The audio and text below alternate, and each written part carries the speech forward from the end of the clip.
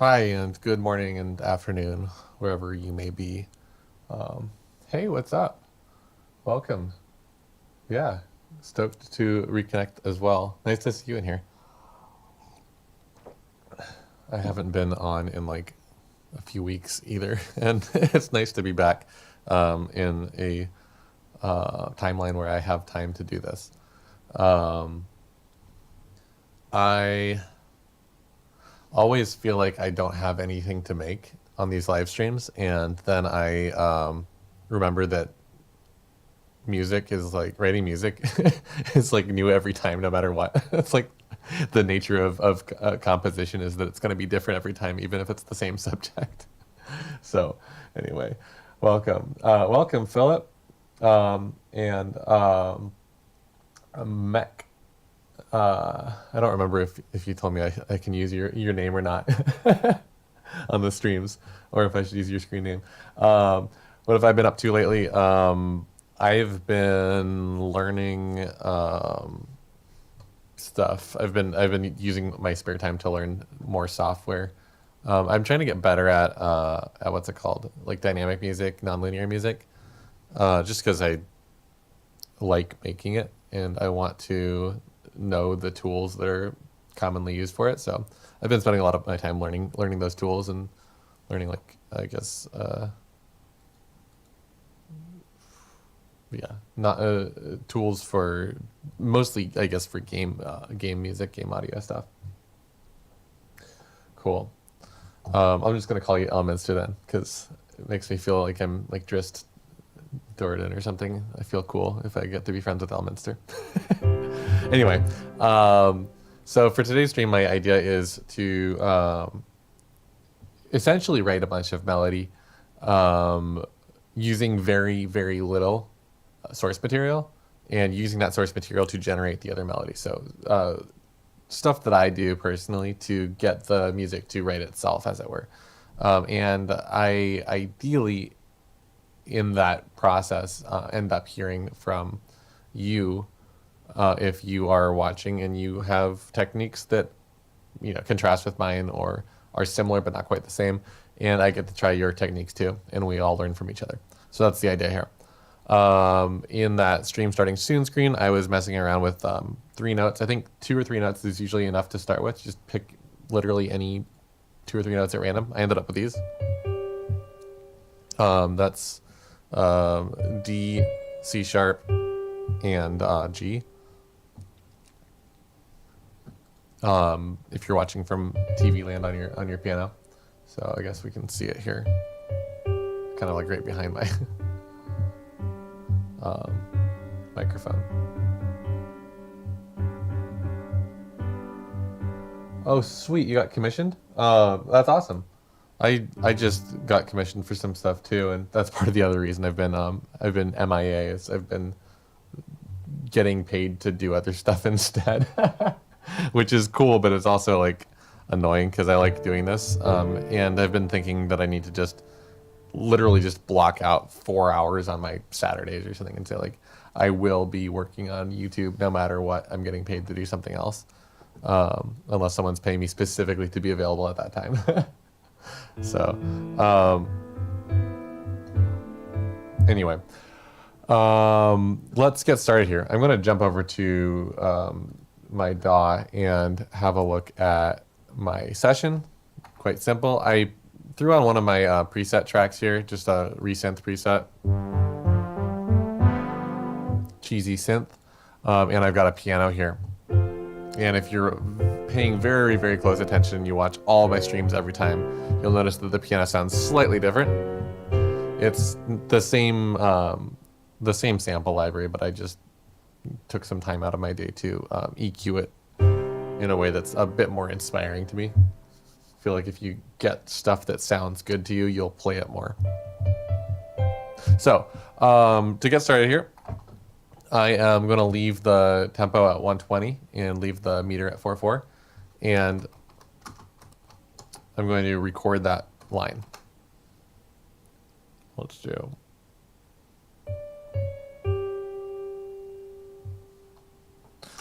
Okay, pretty uneventful.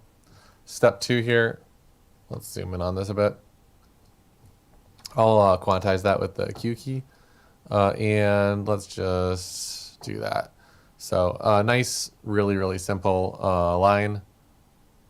And let's trim that out. And think about what we've got here.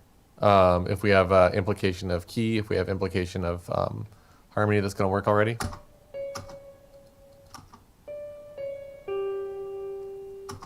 There's sort of a lot we can do with that already. Hey, Kaio. Nice to see you in here.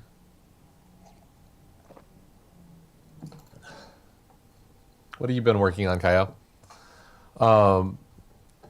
So anyway, when I am looking at music or listening to music that I'm working on, I'm thinking about it in a lot of contexts. First of all, just linear, how the notes happen over time. That melody, that third note feels like it just needs to last quite a bit longer than the other two. Maybe I'll even extend it all the way out here. And these first two notes, I have them on beat, and they feel like they could also be a pickup, like 1, 2, 3, 4, or 1, 2, 3, 4. Right? You could think of the beat as being in any of these places here. It doesn't really matter because we don't have context yet, and context is what makes music feel good to me usually. So let's try a few versions of it. I'm going to copy this over. So I have one where this lives as like a pickup, and one where it lives as being on beat. So 1, 2, 3, 4, 1, 2, 3, 4, compared to 2, 3, 4. Oh, sorry, 1, 2, 3, 4, 1, 2, 3, 4. So on this one, where I'm thinking of this as beat 1 right here. 1, 3, 4, 1, 2, 3, 4. I want to accent that with some type of harmonic content. So now we think about like what key do we feel like we're in with these notes.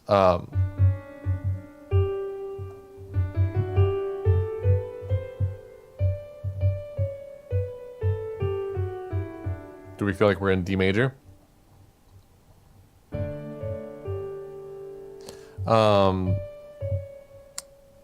I don't really think that we do, but we could be. Do we feel like we are in relative minor? That feels a little bit closer.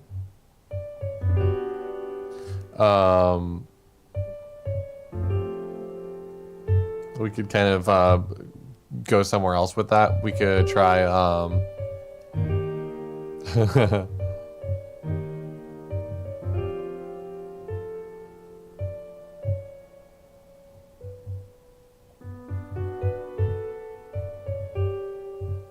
try a couple of things there. That E minor feels pretty good there. So I'm just thinking about what notes this G fits into, what chords rather. So if we wanted to use our MIDI editor here, you could try drawing a few chords, like a diminished chord.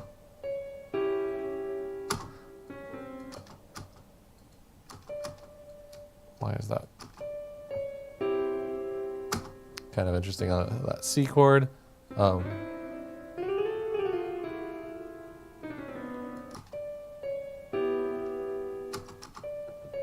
That E minor feels great to me. We could make that a suspension. I feel like this already feels like it's got a lot of tension, and making this a suspension could be interesting.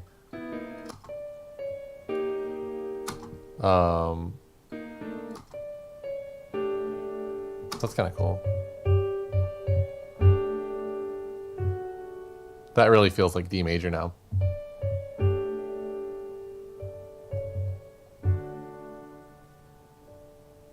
And then, you know, do we want it to be Jurassic Park or not?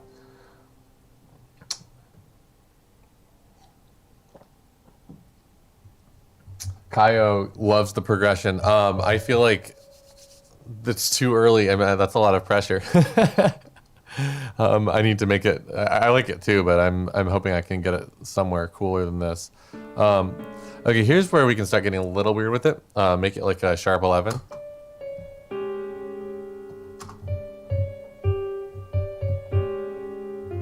I feel like that is juicy, but it might be a little bit much.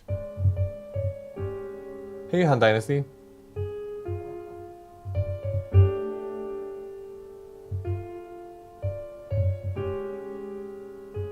That's pretty cool, actually. So if we take it to a D, and then resolve that down to a D minor.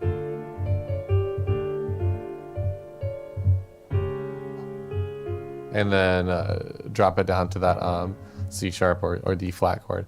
I'm gonna run with that, I think. And I feel like that's the spiciest of these ideas that's worked so far. One thing that I like doing when I'm writing music like this is to just like leave the ideas, and you just work horizontally, until doomsday. So.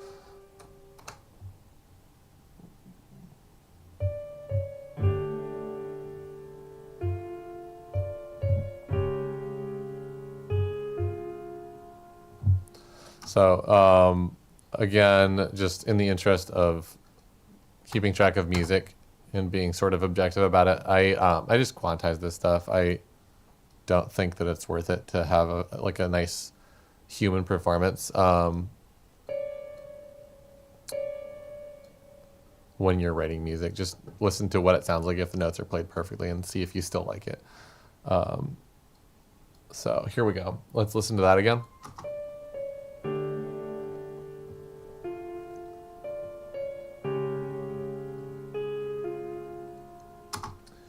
And Kaio says, I got some Shadow of Colossus vibes on the first chords. That's a compliment. That game's got some really, really cool sound. Han Dynasty says, best dungeon synth YouTuber out there. I appreciate that. I am so here's a fun story. Maybe he'll be in the chat today, but one of the regular viewers recognized me in person. I didn't know this person lived in San Diego. And I got approached. I was at a show, and someone was like, "Hey, are you the Francis that makes dungeon synth videos on YouTube?" And I'm like, "Yeah." Did I just get recognized from YouTube for dungeon synth? And anyway, ended up being like a super nice person, and we had some mutuals, and didn't realize this person lived in San Diego. So totally awesome. Han says, "Do we need to have music theory background to write melodies?" Absolutely not. Music theory is descriptive, not prescriptive. So what I mean by that is that music theory is used to describe things that are already there. So we could use music theory to describe what's happening there. Like when I called it a D, a C sharp, and a G, that's part of music theory, is understanding the commonly agreed upon names for things like that. The sound of it, though, is not the result of music theory. Music theory is more of a way of describing the sounds. So I find that music theory background is very, very helpful when you are trying to make something that sounds just like something else. So for example, if there's this motif you hear in a movie when, like the scene changes and there's this thing that happens in the music that's so cool, music theory is great for understanding what happened and being able to recreate that. So it's really, really helpful in the study of other people's music. It's useful in composition when you're trying to recreate something you did before. So for example, if I did that and, before I study music theory, sometimes I would do things like spending hours and hours coming up with something like that later without realizing that it's the same, there's the same ratio between those notes. So I could have just recognized that I want to take the same thing and just transpose it to a new key. And I used to spend a lot of time like trying to sound out stuff like that without realizing that conceptually it's basically the same thing. So I find that it's not terribly useful in the creative process, but it's a nice time saver to study at least the basics of it, but recognize that it is a prescriptive skill. where you're just describing stuff. It's a lot like language where it's constantly changing. The rules change because new rules are introduced. Someone does something that sounds cool in a song and it's not accounted for in the existing like rule set. So you add that rule. It's more like the way laws work in a political system in a country where you don't just say like, you know, somebody, you know, steals something off of a website, off the internet. You don't just say like, well, we don't have the internet and the laws, so I guess that person didn't do anything. You come up with a new law relating to that. And I mean, a lot of countries like the one I live in, the United States, are very, very slow at creating those new laws. And there haven't been a lot of changes to things like copyright law, for example, since the internet was invented, which is pretty bizarre if you think about it. But anyway, it's like that where the rules aren't absolute and they're constantly changing. And the more they change, the better that is. One of my favorite content creators, like music theory content creators, is essentially I wish I don't know people's names on TikTok. I can't. They shortened the screen name, so I don't know what his name is or what his screen username is. But he does music theory of rap and hip hop, and because people don't analyze that stuff like historically. It's like it was always sort of thought of by music theorists as being like lowbrow music, and it has very, very complex rhythmic cadences and very, very complex rhythmic and harmonic structures in a lot of situations, especially when you're taking samples from many places and combining them. You end up with a very cool combination of things. And he studies that and analyzes it, takes it apart, and puts it back together in a very digestible way. But again, it's just another example of someone taking the idea of music theory, recognizing that it's descriptive, not prescriptive, and essentially filling in the gaps, like coming up with new terms to describe things that don't have terms yet. And anyway, it's all super, super useful. And Elementary says definitely not. Just picking a key. Picking a key is really useful. You're going to get stuck in tonal music if you always pick a key. Tonal music being stuff that stays in its key. But it's a really, really strong starting point, especially if you're trying to make music that sounds like the majority of modern styles of music. So let's see.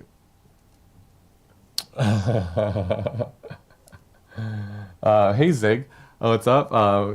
Colin says always comes back to copyright law with you. Yeah, I want it to be abolished. I want people to steal my music, and I want it to not be a problem that they steal my music, either for them or for me. And let's see. Kaya says sometimes if you transpose 2 keys above the normal key, it matches the harmony. Depends on how you want to progress. Yeah. So if you have a chord progression you like and a melody you like, something you can do is just like grab the chords and move them around and just guess and check until you have one that sounds cool.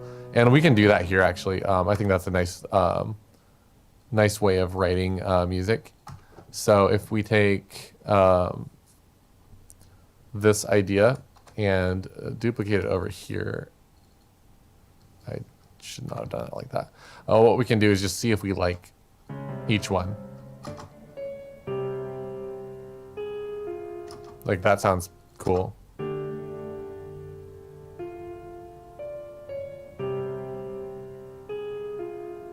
And that's not something that I would have inherently sat down and written.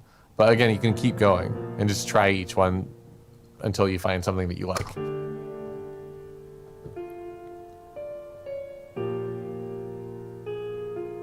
Like that sounds cool too. And you can see that a lot of these changes are fine. They're more different than they are better or worse than one another. Some of them will sound kind of bad. Let's see if we can find one. Like that one sounds a little strange to me.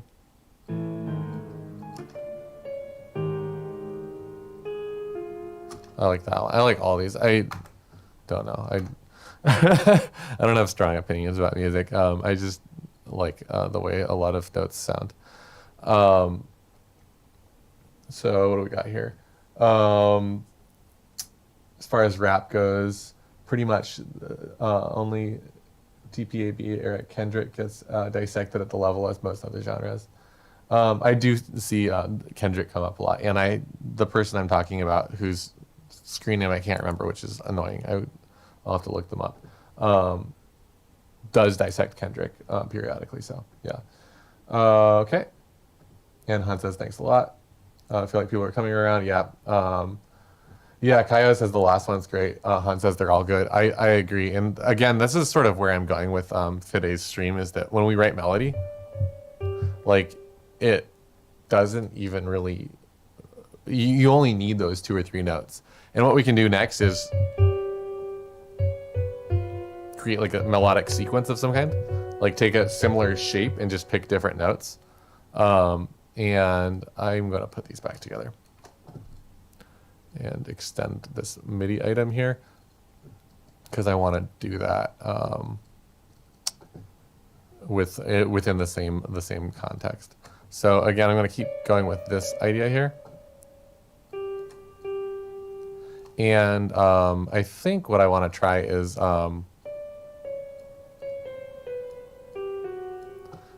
just drag these notes down and find another place that I like hearing them. And this one I'm just going to guess. So it's fine.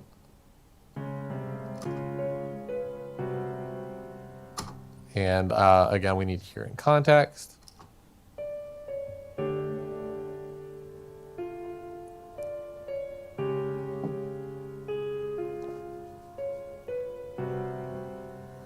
It's spicy, but there's always some kind of a resolution you can find. This is sort of functionally the same ratios. You can kind of see that even though I jump up here, this ratio is basically the same. They're 2 notes apart.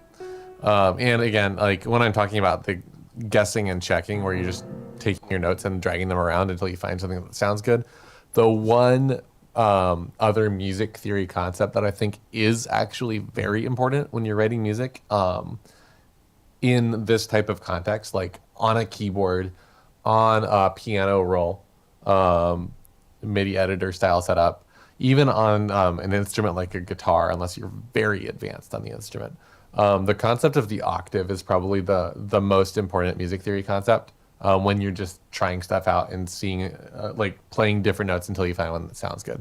And that, if you're watching and you don't know what that means, this C3 to C4, whoops. Basically, when you reach that distance, the frequency of the note doubles. So that means the waveform's wobbling twice as fast as it was. Which makes it sound like the same note. So one of them is higher pitched, but we describe those as being the same note. In this case, C with an octave number next to it, so C3 and C4. And when you're trying out every single note and you end up there, you've got the same note in a different register now. So that register refers to how high or low the pitch of the notes is. And you're going to start wasting your time if you are guessing and checking through every note. Generally speaking, you want to essentially explore, if you've got time on your hands, maybe through 2 octaves. So from here up to here, maybe. Just because some notes will feel pretty different in a lower or higher register. But knowing that those notes repeat is probably the most important thing you can learn before writing music in on an instrument that uses that system. So not all instruments are like a piano keyboard where they have octaves that are organized so cleanly and recognizably. So like some tuning systems, if you're looking at, for example, classical music of India, or some I think it's northern Indian. I haven't really studied it much, but they split their octave up differently, so there's more notes in between. So you can't just count like 12 notes away. You have to like listen for that, and being able to identify that by ear is like, that's music theory fundamental that everyone can learn from. just because it's a piece of identifying stuff by ear, which is basically the way to write music without basing it on any type of theory or existing concept is, does it sound good? And if you can't tell that two sounds are functionally the same, then it's hard to tell if it sounds good. So anyway, let's keep going here. I want to keep this sequence going where I've got the ba-dum. My brain reset to a new key. Ba-dum, ba-dum, ba-dum. I want to do bottom. And go there again. And this one here, I'm going to pick a new note. I'll just go quite a bit lower to see what it sounds like, just to get an idea of that. Let's hear it.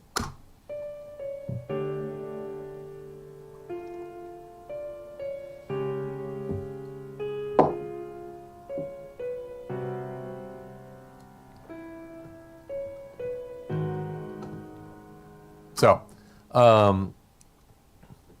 this note here shouldn't be there. And this one shouldn't be there either.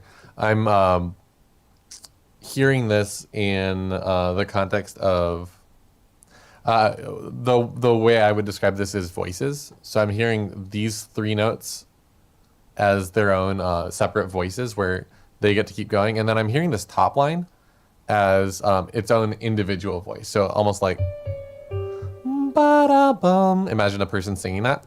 And you can see here that we overlap. And I just recognized that that was bothering me quite a bit, especially in this spot here, because this overlapping note doesn't sound good with that to my ear.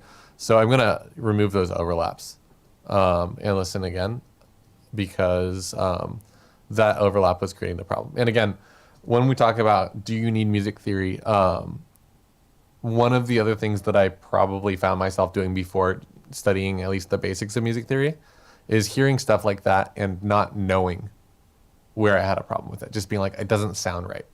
And one of the things that you get by studying a subset of music theory called aural skills, which is listening skills in the context of music, is that you can tell which of these stack of four notes is the problem, basically.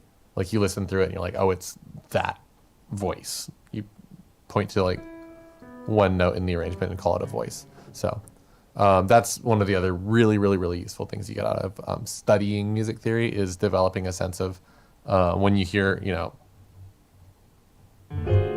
something like that and you're like, what's wrong with it? Maybe you don't like that. And you can work around those middle notes and figure out which one is the problem just by ear. So let's have a listen to that without that middle voice problem. I'm also going to extend these lower voices to fill in the entire measure. So that'll create a bit more clarity as to which voice is doing what. We don't need to do this. And in a lot of situations, it's nice to have that little rest.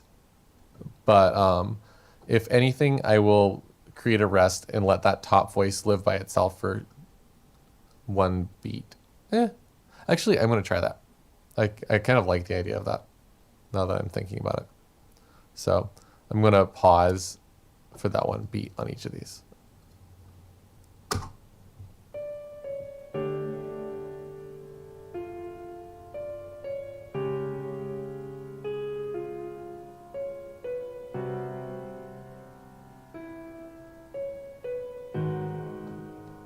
So the new context that we have here makes me not like this note. And I think I'm going to adjust my sequence here and pick a different one.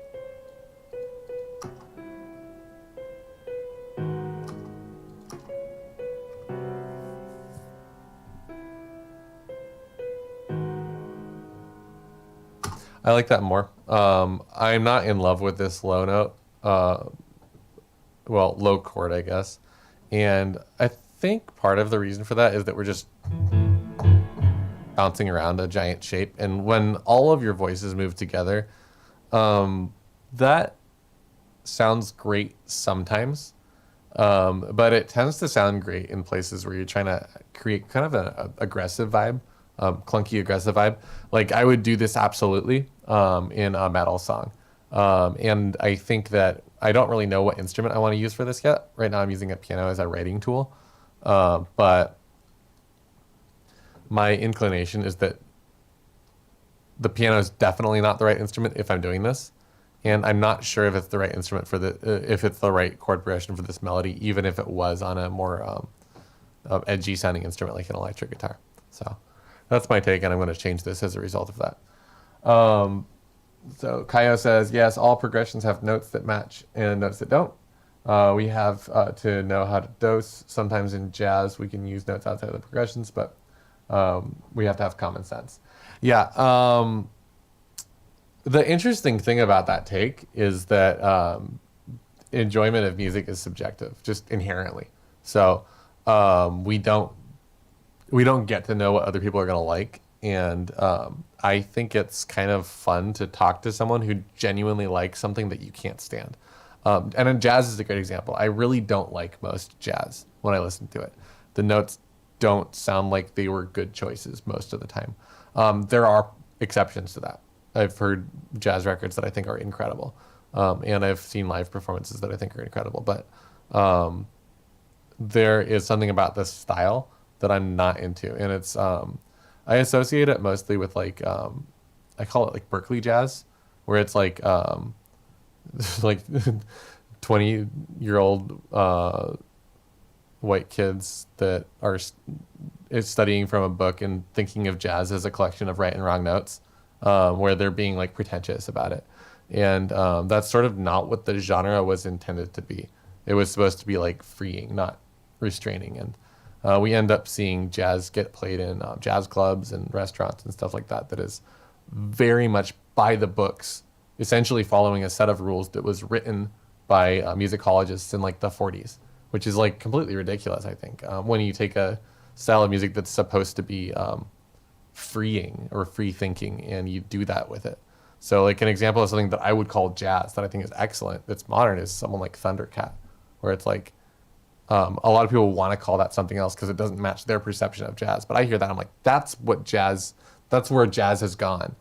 Someone mentioned Kendrick, I think it was Elminster mentioned Kendrick Lamar. It's like, that is an example also of like where, you know, if you keep going with it and you keep treating it like jazz was originally treated, that's sort of closer to where you end up than the, the jazz club with the super, super clean, dry sounding electric guitar that's like set up to sound just like a guitar would have sounded in 1950. It's like, what are you doing? Like, it's like they want to pretend like Billy Cobham never happened. Like all these people in like the 70s that started using like synthesizers and like distortion on their guitars. Like a lot of metal has a lot to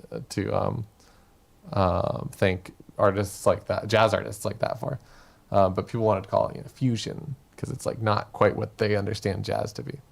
So anyway, that's my take. But in jazz, something that we can do is like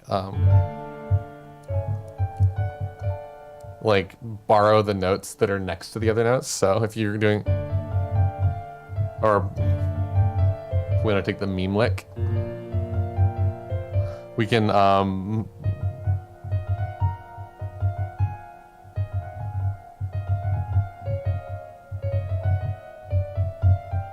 just move around and play the same lick around.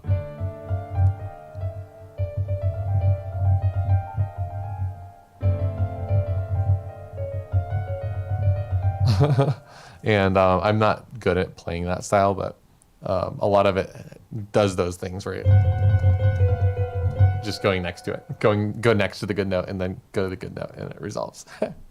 So anyway, I promised I would change these notes. So I'm going to pick another random one.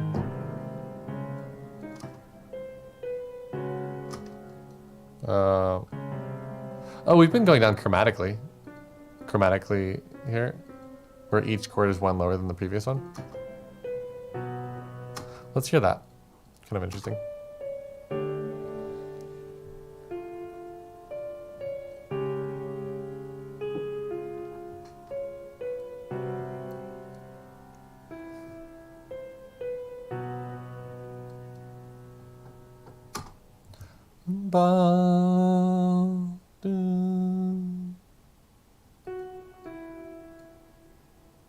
What if we did this?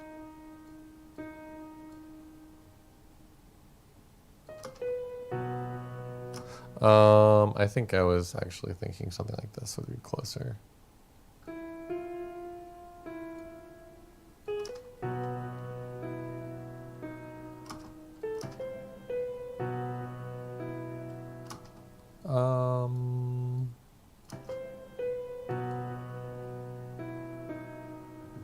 Okay.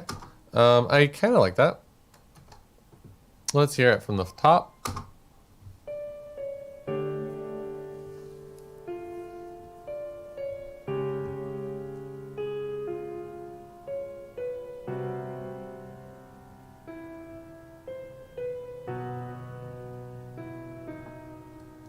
Okay, I think it sounds pretty good. So now what we can do is explore some other stuff. I'm thinking this top line might be interesting to put on a different style of instrument. So I slapped on one of my preset instruments here, and I'm going to ditch the chords in this. And I'm going to mute the melody on top here. And I want to hear a different style of instrument. I just sort of picked an anything instrument. This is what it sounds like here.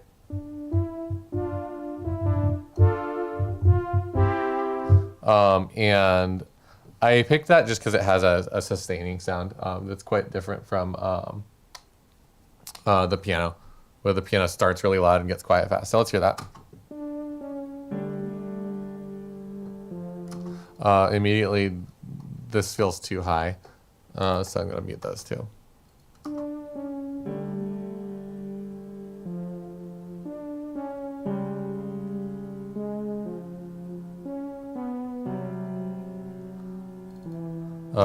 It's too low.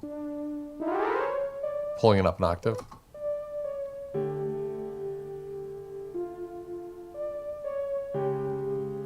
Han says, what's the difference between a chord, note, and a key?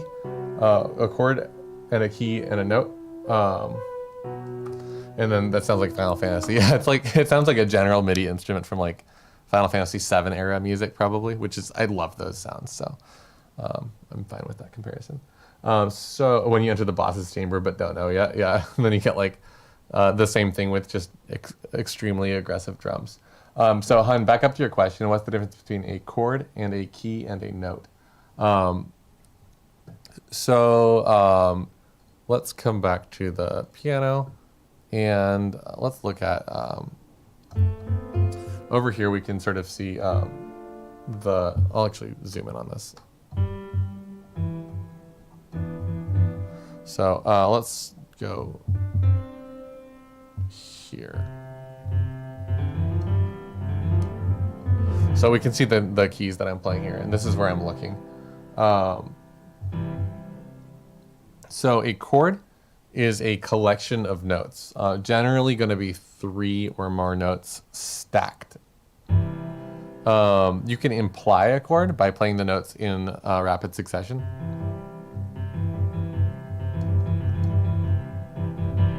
And you can add extensions to the chord, so extra notes.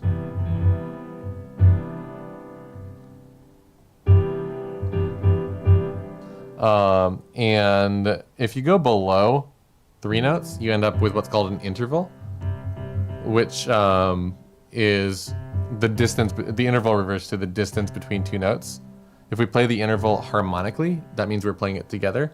And if we play it melodically, that means we're playing it 1 note at a time. So in the context of like a melody.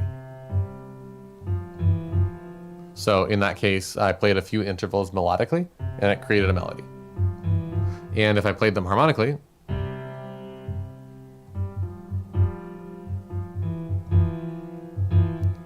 that's what they would sound like with each of those intervals played 2 notes at a time. If I play them all together, you end up with sort of a chord. It's pretty closely spaced there, which makes it sound a little weird.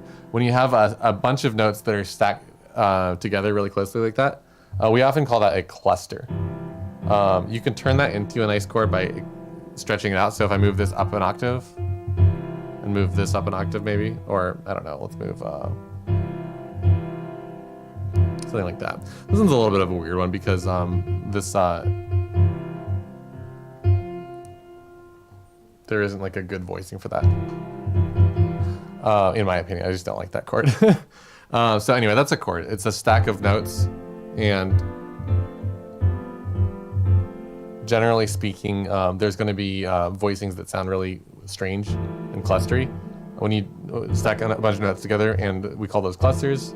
If we stretch these out by moving them octaves apart, maybe let's move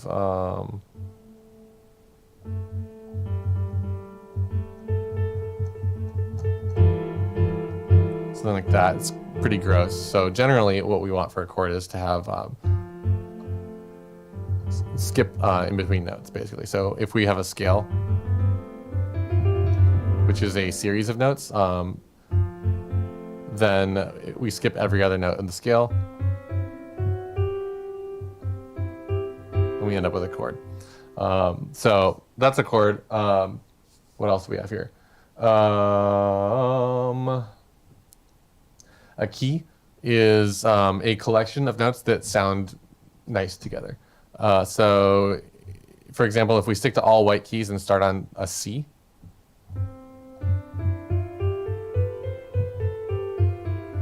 that collection of notes is known as C major. And when we talk, I'll say like diatonic. Sometimes diatonic means that we're sticking to the notes in the key. So we're never playing any of those notes, even if they sound good. To make basic chords in a key, you skip every other note of the scale, and then you can just do that anywhere. So that's basically how you make chords in a key. And what else do we have here? And a note is just that. So one pitch, one frequency is going to be a note. If you can identify it, anything that you can sort of sing, that's going to be what we're referring to as a note or a pitch. There's sort of a distinct other definition of note, which is note referring to the length of time you're playing. So for example, a quarter note, if you're counting 1, 2, 3, 4, the length of those is referred to as the note. And in that context, we could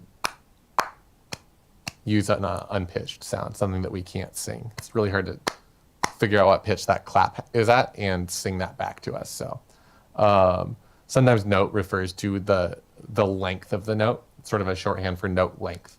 But usually it's going to refer to a single individual pitch or frequency that we can play on an instrument. So da, da, that's the same note on a different instrument, my voice or the piano here. So hopefully that sort of answers the question. It's like obviously a lot and it goes deeper than that, but that's my like elevator pitch, like for a really long elevator ride.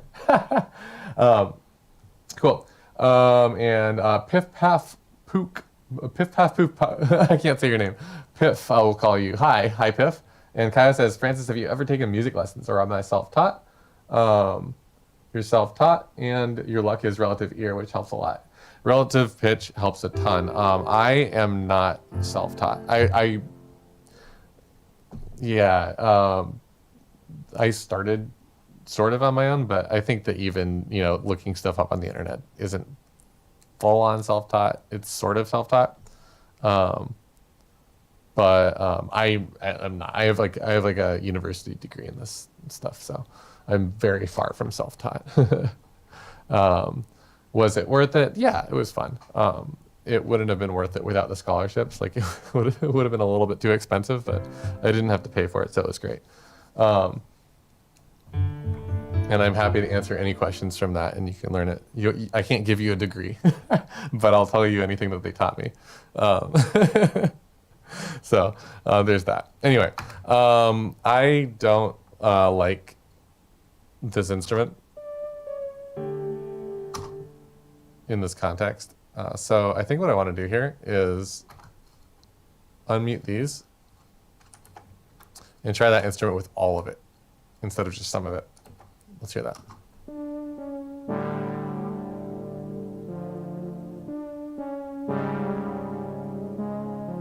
I actually like that a lot. I like it more than the piano.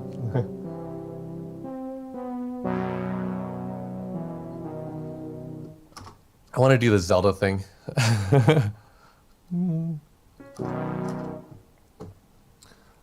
So I need to change my grid size here, actually. I have on triplets right now, which is separating each note into 3 instead of 2. And, oh, shoot.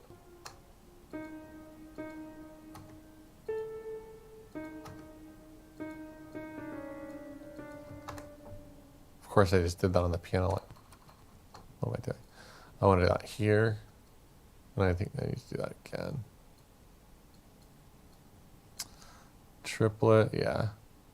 I made these custom buttons up here that I almost never use. Grid straight. So that thing there, I think of that as, I associate that specifically with Zelda, that soundtrack, whatever it is. I don't know what key the Zelda song's in. I think it's G minor.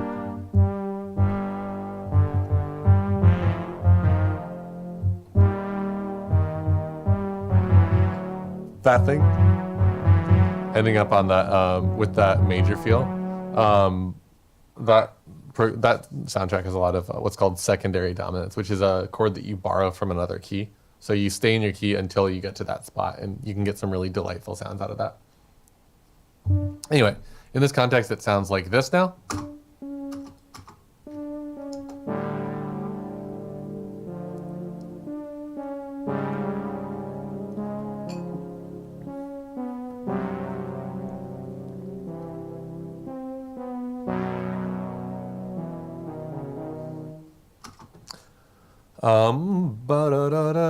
What if we took this concept and actually, I'm going to quantize the note length. So I have it set to quantize position. I'm going to position and note end. And that's going to essentially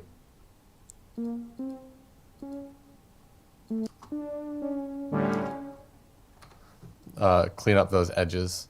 Some of these were bleeding over, which is going to create a problem when I'm looping it.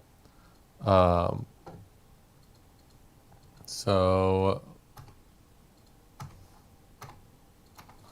I'm going to duplicate that, and you'll notice this if you're looking really carefully. This is not lining up with my grid, and that's because these are pickup notes. And what I want, I think, is to essentially combine those. Now that's on the grid again, and has those pickup notes at the end instead of the beginning. And I have one little separate item for the pickups. And what I want to see here is, does it sound good just on a straight up loop? So let's go.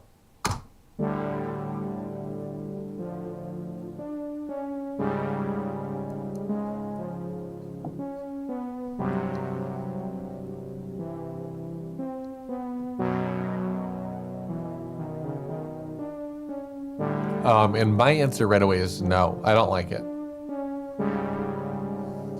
And I usually don't, which is why I don't do a ton of music that's just straight up loops. Reaper users will notice that I do this and it does not loop. So I turned off the auto loop feature because I almost never want a pure loop. I want it to be close to a loop, but not quite. So what I want to do here is come up with a way of getting from here to here. And I think the answer is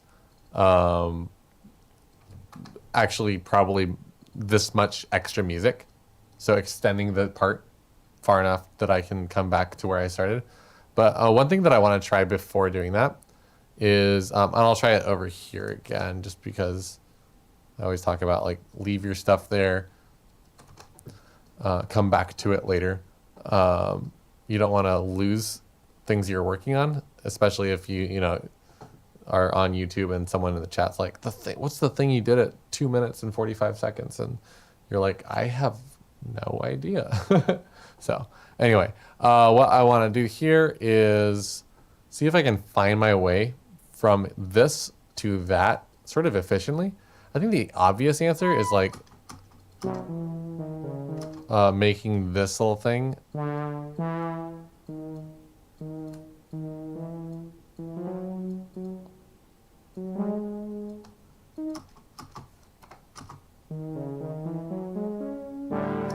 Something like that, where you have a melodic thing.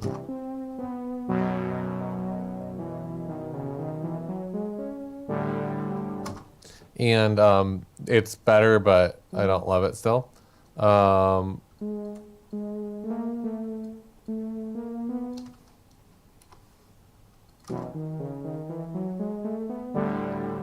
That's funny.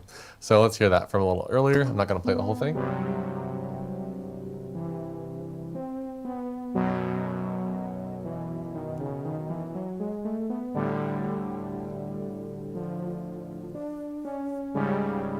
No.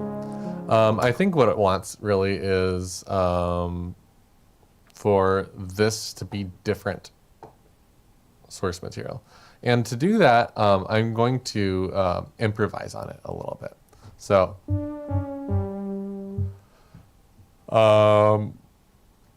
what do we have here?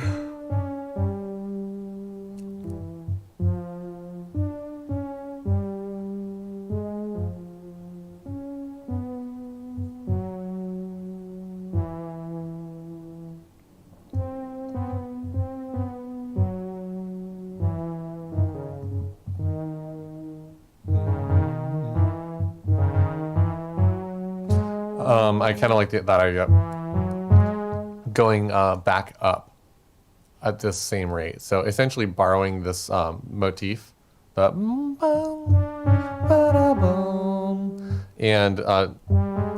going back up. So let's try that.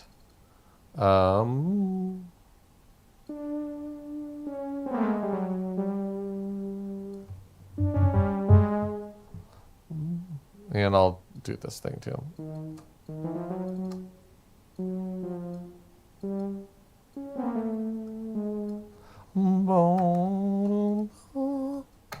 That's a loop of that, so I don't need to keep it.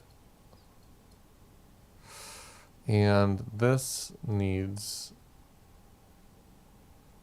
to be, do I want to even, yeah, let's just extend that and see what happens. So.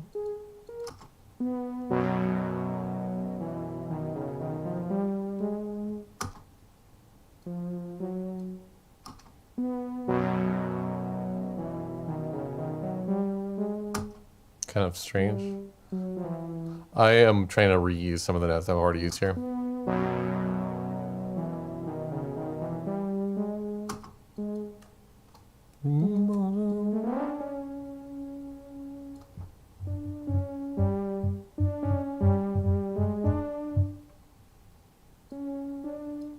So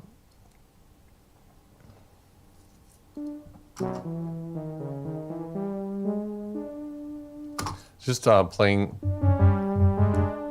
a similar thing, working our way back up. This sort of changes the implied key center, and it's kind of a strange thing. So what I want to do here is actually just mess around with the idea of doing that and see if I can find a chord that I like. Let's just look at the keyboard for this. So we've got kind of like a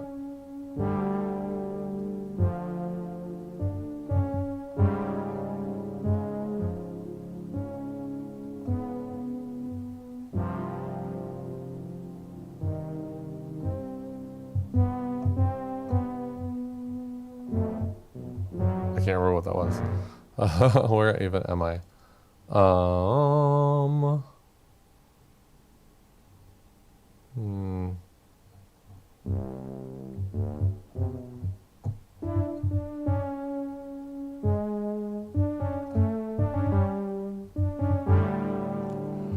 So.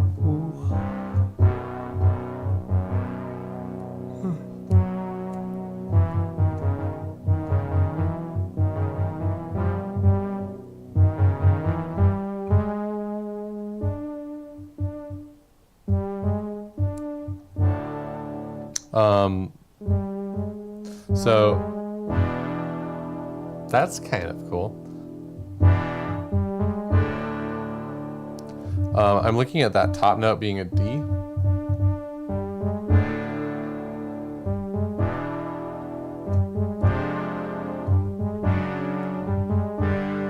And thinking about chords that feel good under that. Usually the ones right next to it won't be that great if I'm accenting it. So like, these are weird. So. Oh.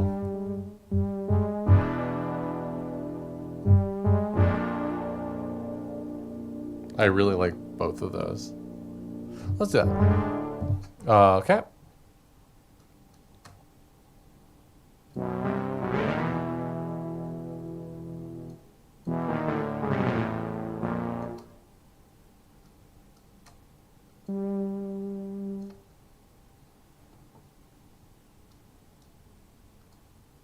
Let's hear that in context. Maybe it's going to be gross.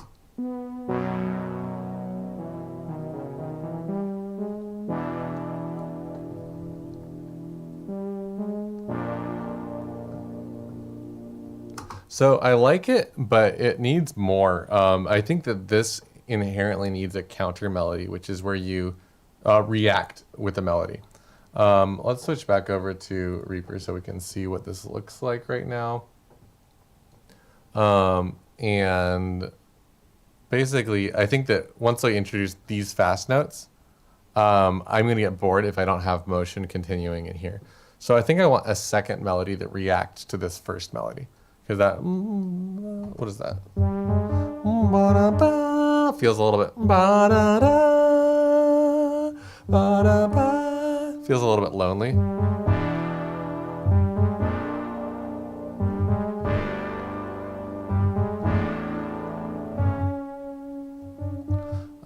And I need to remember that my goal is to get back to that.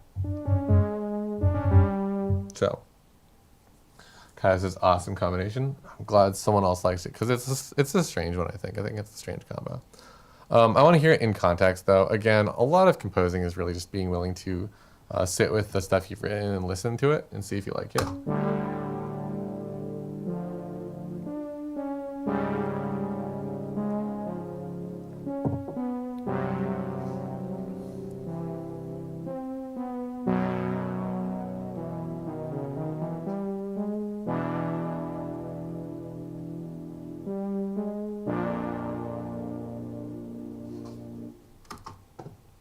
I do like it, and I think the next answer is sort of,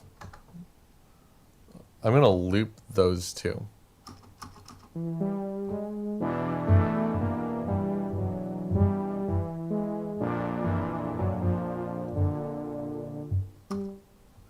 I looped too many.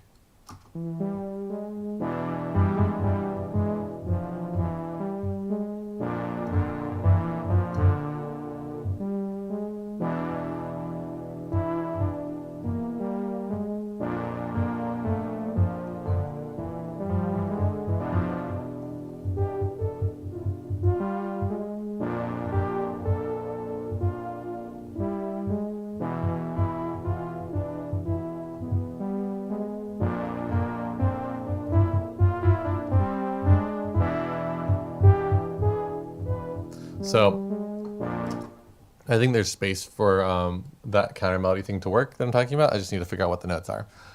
So let's, we talked about music theory a lot, so let's just keep going and think about what we are implying here. Like, what chords are these? So like that to my ear is like, hey, that's E7. And it's missing some notes that categorizes E7, but the context of it makes me feel like this collection of intervals works. as E7 because we're only missing that one note, and it could also be E minor 7, but we just heard that note, which is that's basically the missing note if we made this into a G7 chord. And like I said, if you have a series of notes in rapid succession, it's the same harmonic implication. It still feels like the chord even though you're not playing them at the same time. Like that might as well just be that as far as what it feels like in the background of a melody. So because we have that E7, we could think about what scales work over that. And that's one way of writing this type of music is like, you know, scales.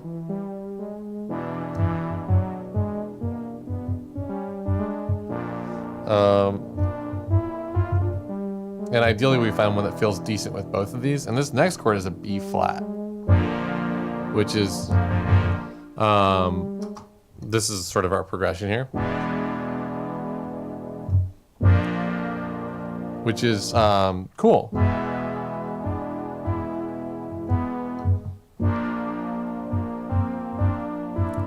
And it's one of those progressions that gets associated with like a sense of wonder or like, you know, going out into space in the film score, whatever it might be.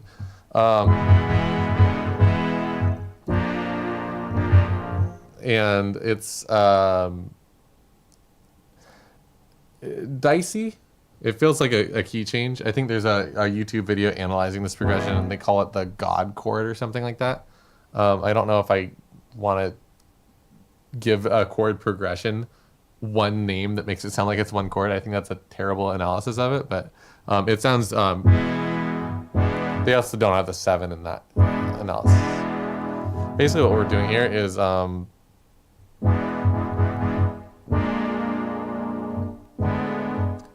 really not moving around much at all. And if you don't believe me, it sounds distant, but if we look at the notes on the piano keyboard here, and we reduce it a little bit, we're sort of doing this.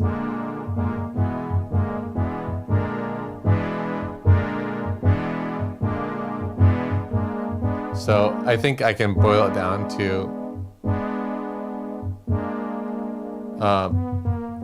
essentially that's the difference between the two. This is an oversimplification of the difference, but I think it encapsulates the most meaningful part of both chords. When you add the bass note, it sounds much more dramatic.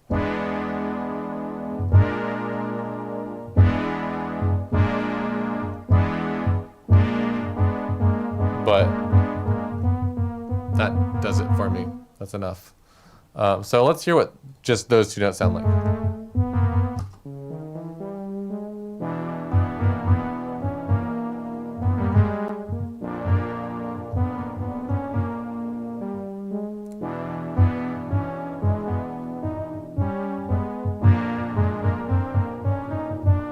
So we can almost find a way to really highlight that note on that first chord.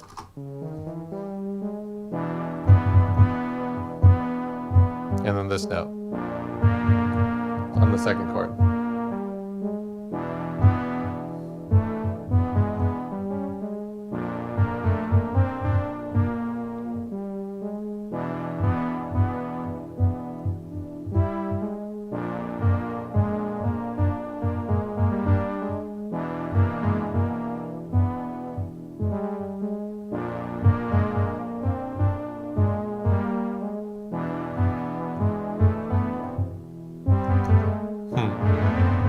That's kind of cool on the first one.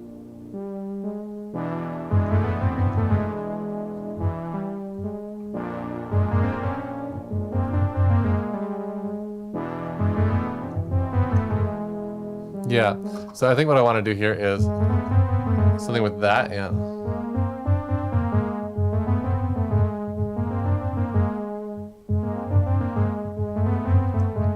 those both feel great. And they feel very different. So I want to put this on piano. I don't know if it's going to be good or not, but let's give it a shot.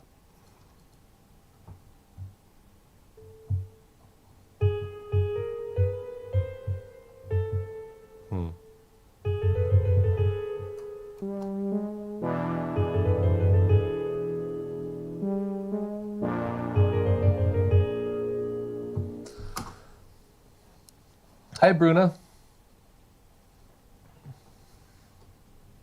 Bruna says, hi, Francis. Watched your Dungeon Synth series and recently listened to your Caspitan interview, but it's the first time catching a live stream. What are you working on? I am working on essentially writing melody from a collection of notes, and I am using these 3 notes. So my goal here is to use those to generate more content and generate more pieces of melody. So this is what we got so far. And I actually do want to hear it in context. So this is the best one, I think, out of all of these. And I'm exploring counter-melodies here. So I'm exploring introducing a second instrument to the arrangement. I don't think it should be a piano, but it's a starting point. So let's hear it.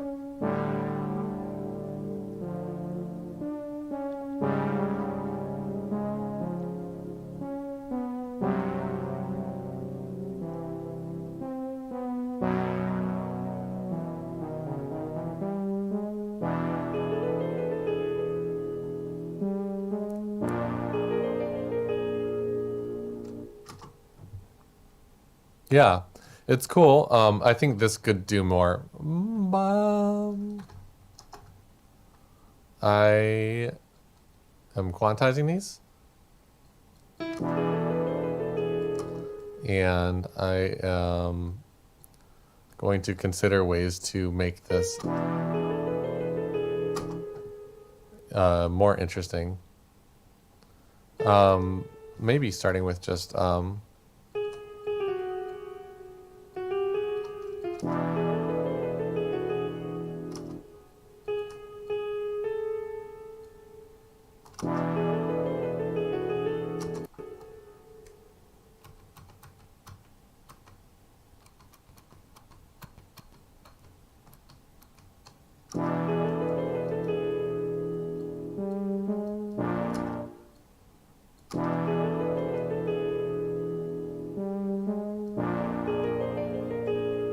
I think that that might be fine by itself, now that I'm thinking about it more.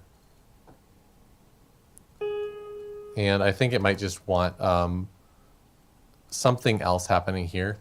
Maybe in the this brassy instrument here.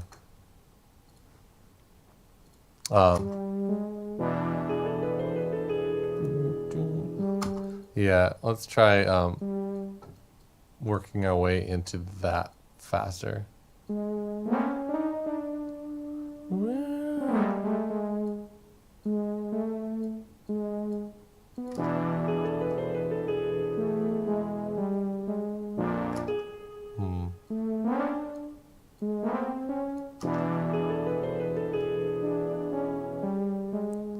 Using that motion from earlier.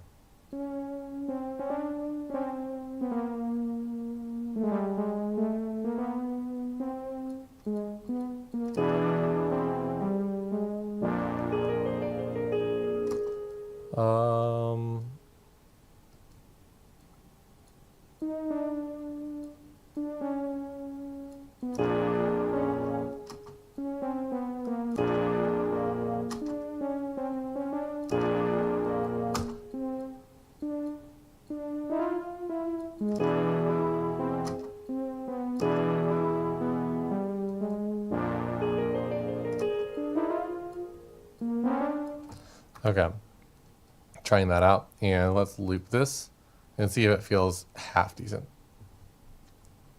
Sabrina says, sounds cool, thanks. Kaya says, I think you can go to C sharp minor and C5 augmented in the next part of the chord progression. Oh, my thing's off.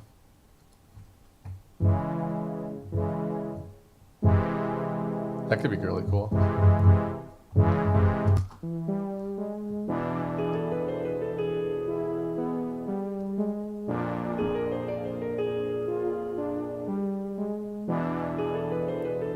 It's kind of cool. I think that I want to hear this on an instrument more similar to this. Right now I'm using, by the way, the track templates that I have on my website.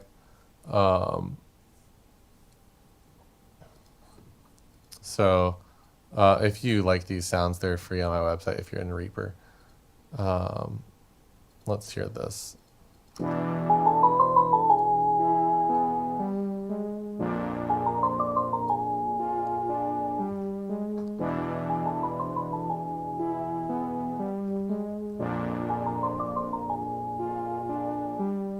Kind of cool. And maybe we can keep this concept going.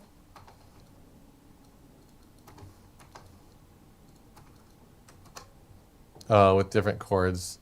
And I also need to know kind of what this sounds like traveling back.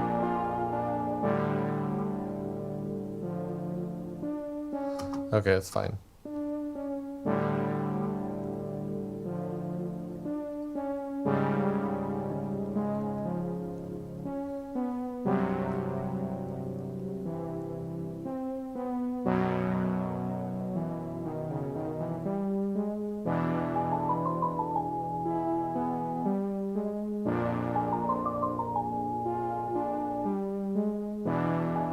Maybe different chord there.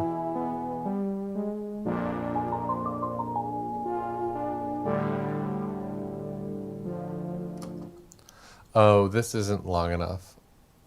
That's the problem.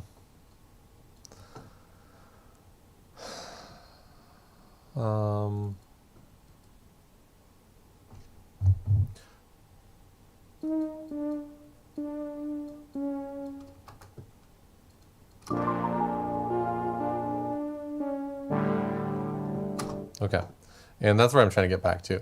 Let's try some more chords here.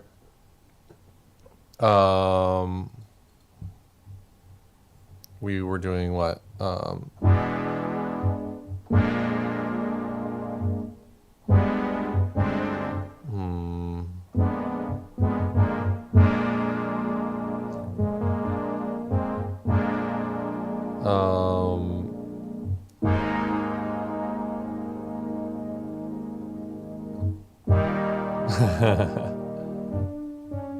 That's actually interesting. It's not where I would normally take it, but it's cool. Hi, WMM. WMM says that sounds good. If only I could remember what I just played. Always be recording. Always be recording. This, I am going to break my rules, and I'm not going to delete it. Just move it away. Won't break my rules.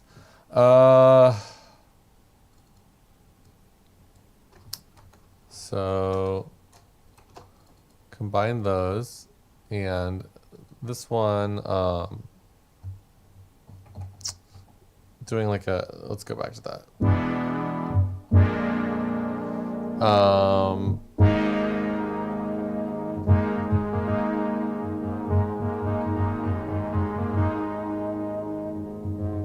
Okay, let's try that. So this next chord would be there.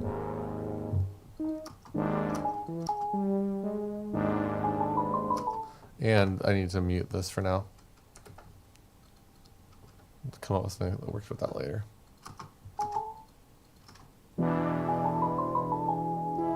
WMM says, what kind of vibe are you going for?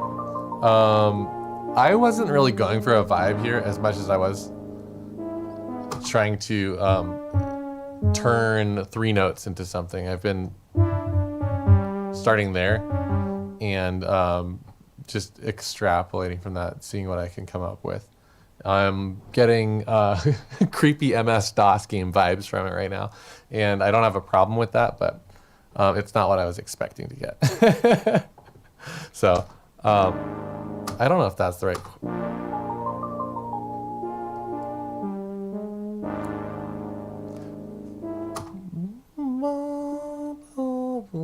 No, I want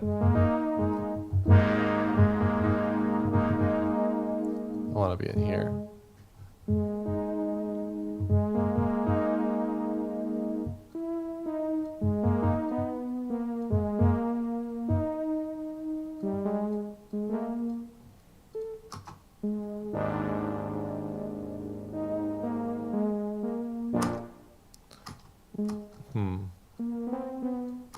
That's kind of cool.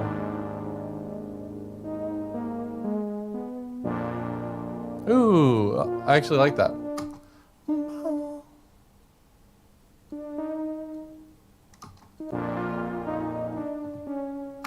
And then that actually loops nicely into the beginning.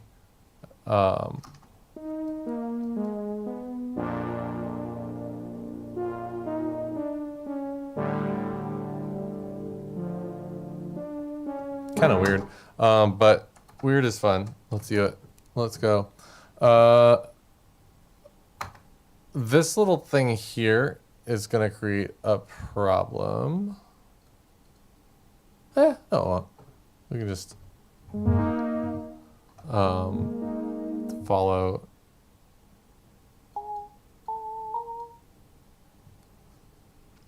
I'm on triplets.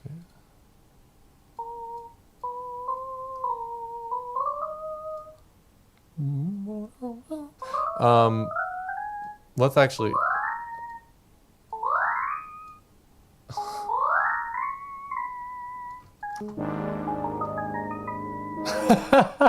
It's like a horror movie cue.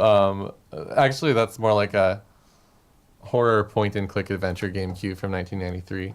But I like it.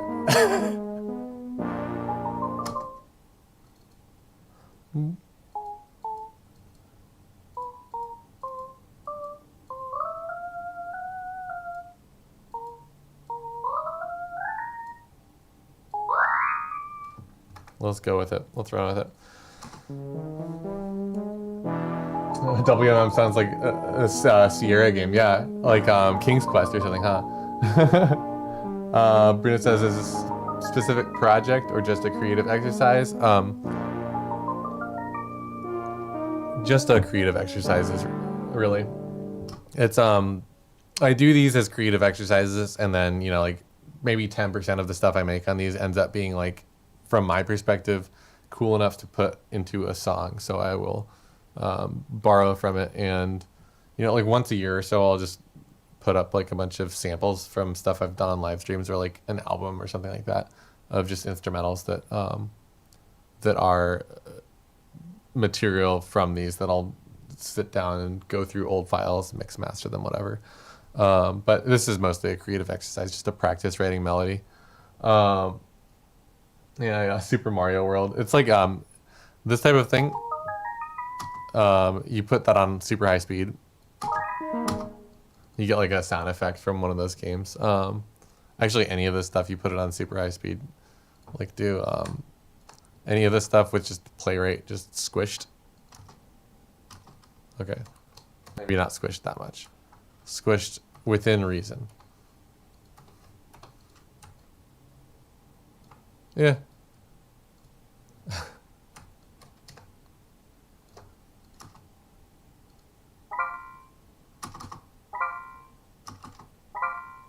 That's like how you make sound effects, like old tracker style sound effects without a tracker. Is you just make a MIDI sequence that's way too fast, and if it's like a health item or like a good pickup in the video game, you just use a melody from your song. Like a lot of the Mario sound effects are just practically just super sped up musical cues. Lost in the Sands of Meridia. Super Metroid Space Station vibe. Yeah, let's make a Super Metroid type beat. Vaughn says, incredible as always. How do you lock in a concept? Detailed linear story in mind or general vibe? In this one, I just trying to make something out of those three notes. So this one had no vibe in mind. I just picked a preset sound and started playing, and quantizing it, and it actually, it's on track. I feel like it actually could be used for something. I like it. Yeah, this discourse is pretty funny in here. And on topic of trackers, how common were they in the 90s before DAWs?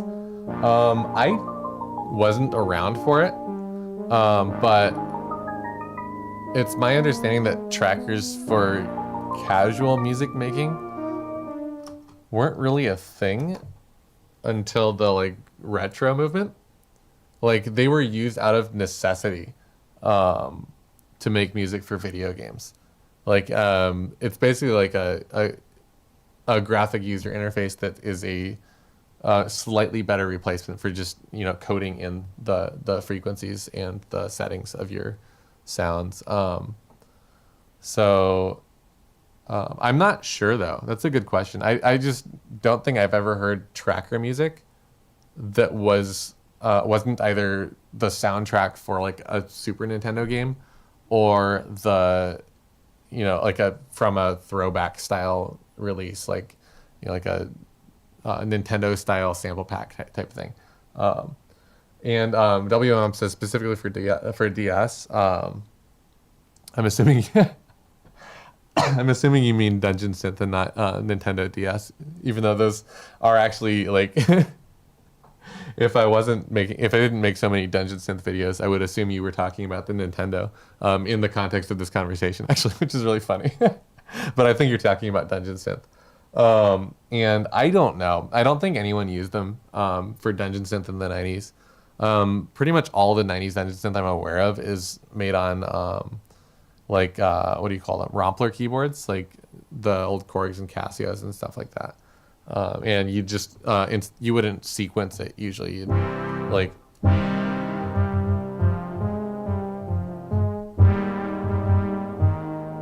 just play it and record it into your cassette recorder. But I might be wrong about that. I don't know anything about that piece of the history though. So these are assumptions I make. And you said I already knew how to use some tracker. Used one to make my first DS. I decided to move to LMS before. Yeah, that seems like the case. I've made like half of a song on a tracker before, and it's not different enough from using like square waves on a DAW. Like when I want to make tracker style music, I will make I'll limit myself to one note at a time on each channel, and I'll have like 4 channels. I'll make 2 of them square waves or pulse waves, and one of them a triangle wave, and one of them noise. And it's like, it ends up sounding like chiptune. Like you can bit crush it a little bit if you want, but it does the job for me, and I don't have any nostalgia for the process, just for the sound. So, yeah. Good questions though.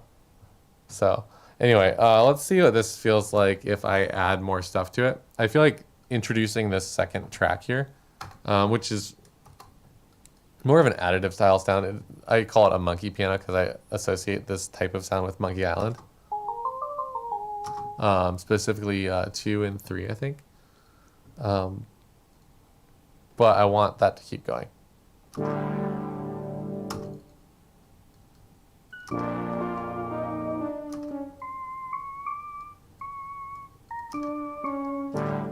I think I'm going to try doubling the melody on that top line.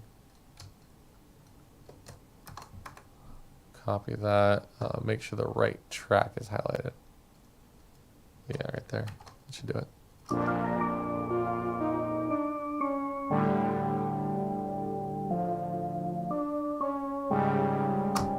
This might be cool octave up.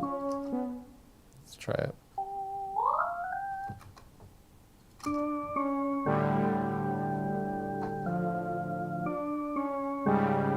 Yeah, I actually think that sounds good.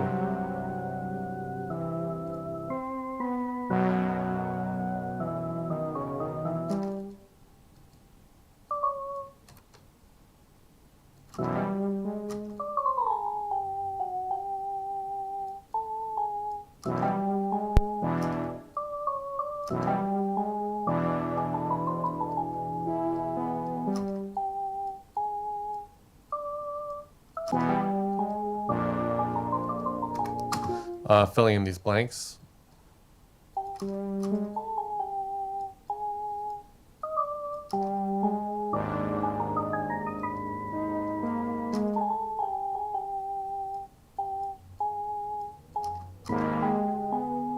Oh.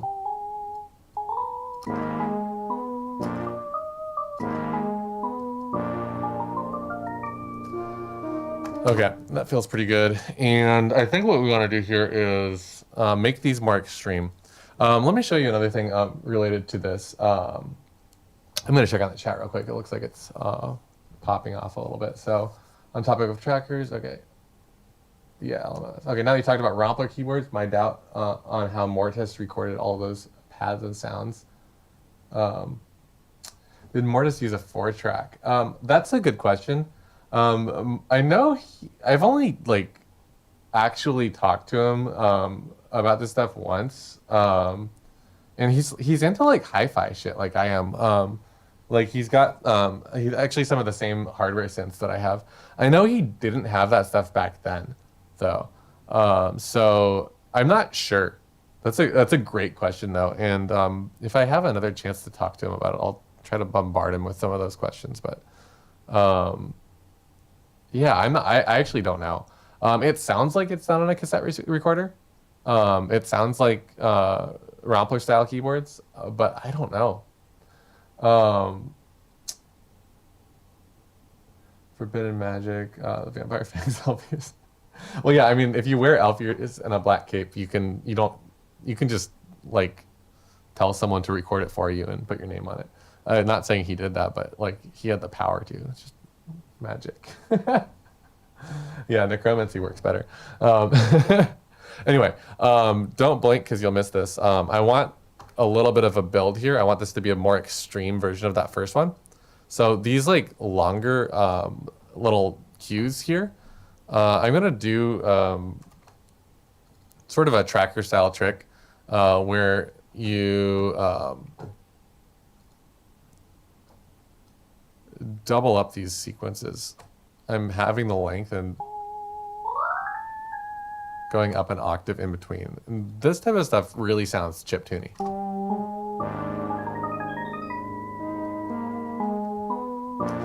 And you can go as hard as you want with this. I'll do it one more extreme on this other instance of it.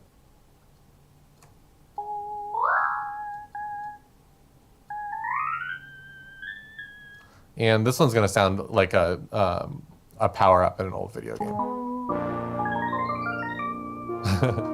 And in context, let's hear that.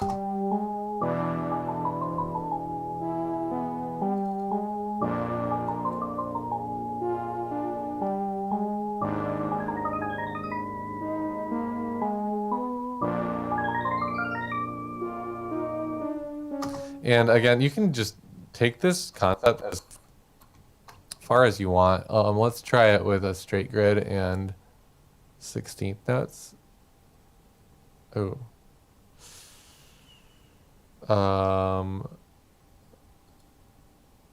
Maybe that's more work than I want to do. I'll just leave it like that. After turning it into the triplet grid, I would have had to move every single one over individually.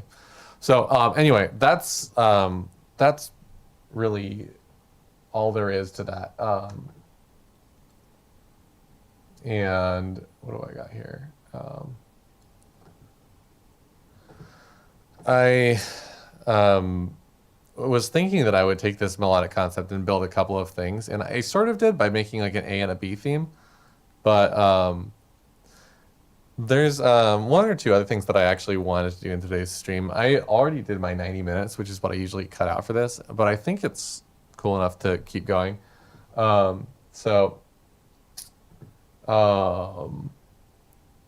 will keep going. I'll do the other thing I was thinking of doing, which is taking that that 3-note passage and turning it into a source material for a bass part instead of for a melody part. So let's go to that next. Hey, Olivia Town of the Depths. Nice to see you in here. WM says, do you have any cheap keyboard recs for someone who lives in Brazil? I don't off the top of my head, but I hang out with my neighbor a lot. My neighbor is from Brazil and is a musician. And I'll text him right now. Maybe he'll respond while I'm on the stream. This is funny. I think he's probably at work, but we'll see. Oh no, he's not. He got a new job. Okay. I've got someone asking about cheap keyboard Rex in Brazil.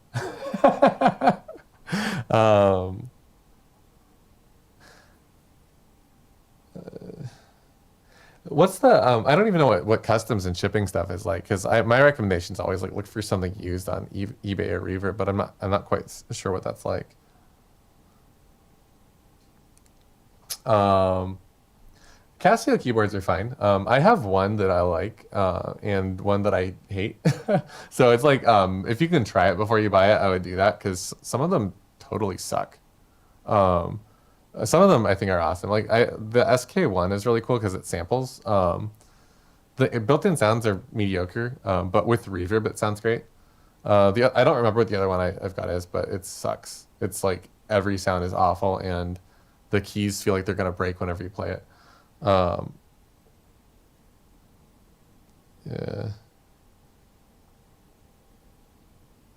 Let me see here.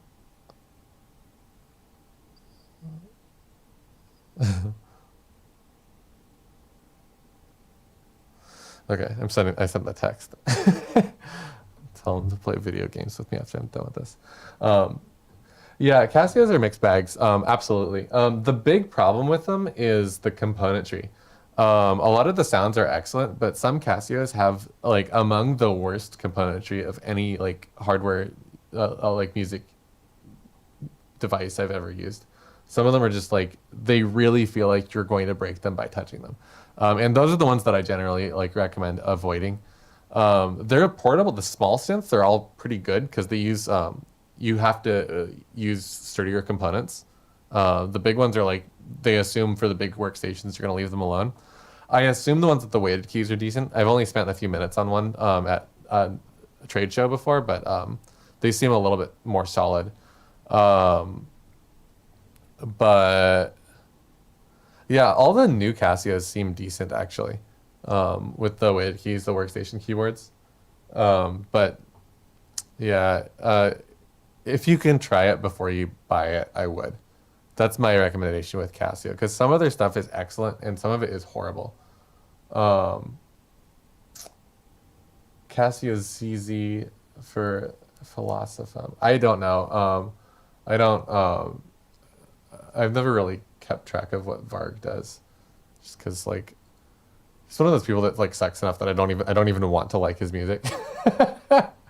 So I generally avoid it. The thing I know about that is that he would use a helicopter headset mic, which you can actually recreate with your regular pair of headphones. Like you can plug a headphone into a microphone input and you get that sound. I'm not going to do it right now because it's going to sound gross, but that is a great technique to make any cheap keyboard sound like super grimy and like black metal-y or dungeon synthy is to use a pair of headphones in place of a microphone. Sometimes you need an adapter, but usually you can find like a 1/4-inch jack for a microphone pretty easily. Oh, Kaio, yeah, we've got Brazil in the chat here, huh? Cool. Okay, anyway, let's go with this next idea. I'm going to do this separately, actually. I'm not going to try to make it tie into this piece of music because it's a little bit of extra work. And I don't want to spend the time to do it on the stream today. I'd rather get to the important parts. So what we'll do here is...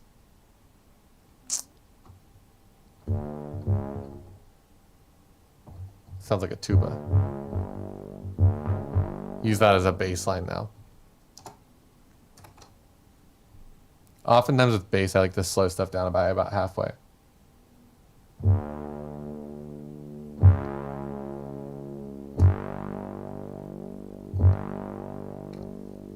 Okay, So that's that same melody down a couple of octaves, and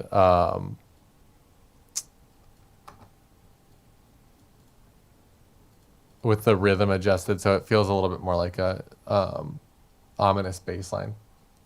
Yeah, Brazil representing. Bruno says, speaking of romplers, do you have any free emulation VSTs that you use? KV1. I'm not familiar with the Nels K1V. So the I'll actually pull it up. Why don't I use that for this next exercise here? That'll be my bass line, and I'll actually just loop this and put on a new track here. I'm gonna save the project because sometimes this one has crashed. This is what I use for those Rompler style sounds. This is free. I actually used it for recent, like about a month ago, I did a live stream that was like super long, like a 4 or 5 hour live stream making Dungeons and Synth from scratch using this plugin. I strongly recommend it. You can find all kinds of good stuff downloaded. So this is unofficial Super Nintendo sounds, basically. So this is like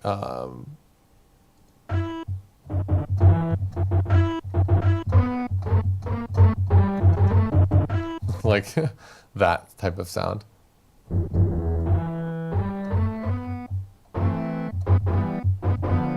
So anyway, I'll use this to try and create something. Let's pick something else though. I don't want this sound. I'll do vibraphone. This is cool. Okay.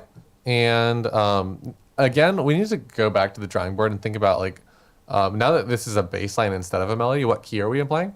Because now we're sort of implying that these are chords. So like we're doing like a D chord of some kind, a C sharp chord of some kind, and a G chord of some kind. It's not necessary that they are, but I think that it's helpful as a starting point to think of those as chords. So what I want to do here is to try different chords out that fit those notes. So starting with D to C sharp. That's my go-to is D minor to C sharp major, or I would actually think of that as a D flat major.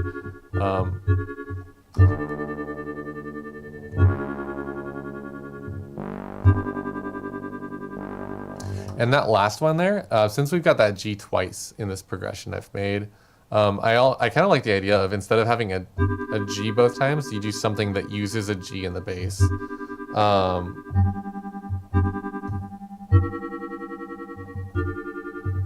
Something like that, where you move over and do something extreme.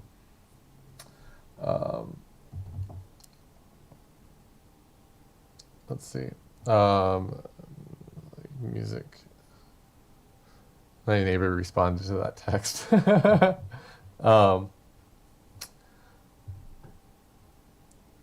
Yeah, so Kaya is suggesting something that uses that connects to MIDI,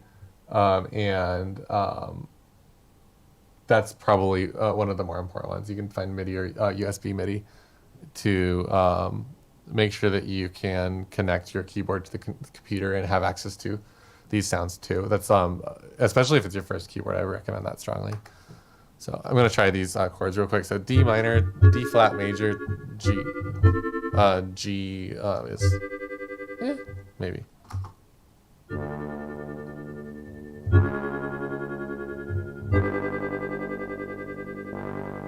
And then maybe like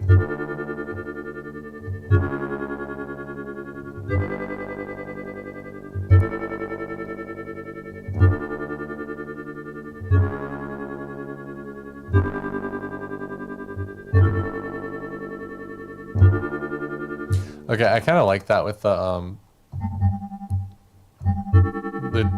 A7 over G. So let's try that.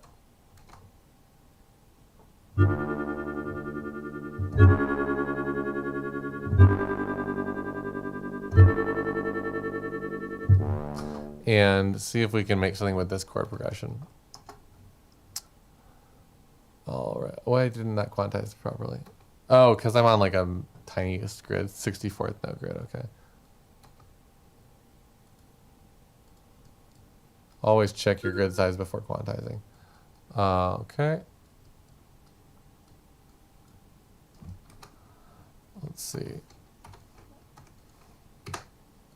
And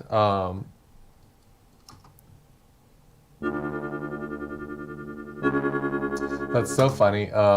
The responses here. So of that being Italian and also knowing Spanish, I can understand everything you two are saying in Portuguese, even though you've never taken a lesson. That's how I feel right now. Is like I'm like reading that, and I'm not gonna like, um, you know, try to pronounce it, but I can follow the conversation.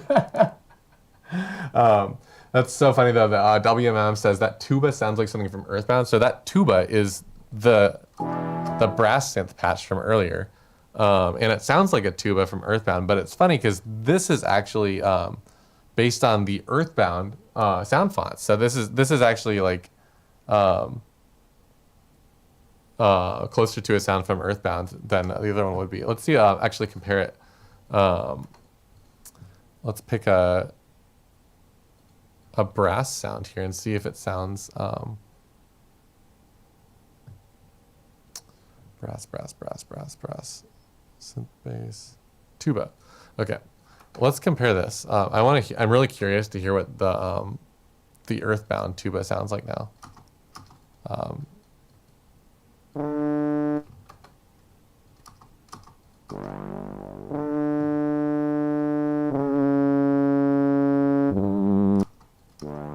So let's turn it down a little bit so it matches the volume.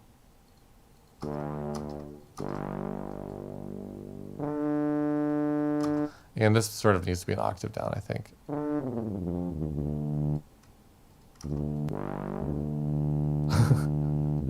Let's just double it up, why not?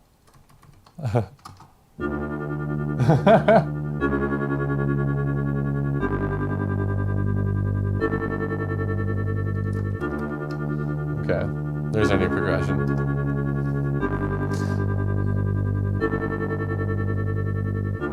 And on that repeat, I like the idea of inverting the chord.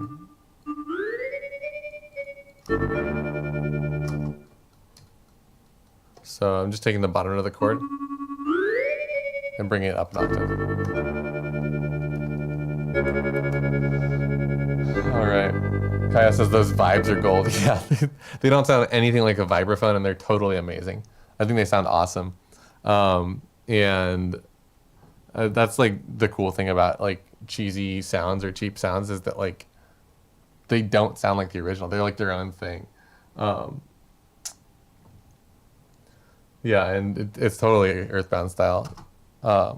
This is actually the sound, the same. I don't know if it's the exact one that Toby Fox used for the Undertale in Delta Ruin music, but I know that Toby Fox used a Super Nintendo style sound font to try and replicate the sound of specifically Earthbound style music.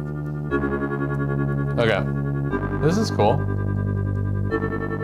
And now this is the kicker: is does it sound good just without a transition going straight into it from the other part? Because I wasn't trying for it to, but let's at least listen to it. We've got to hear it, right? What if it does sound good?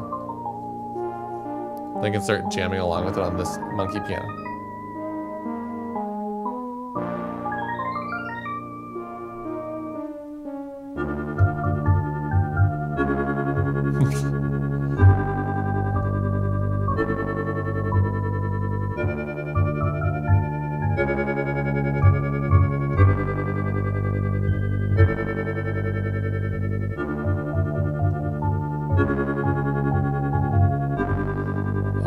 Sort of. I'm gonna give myself a metronome.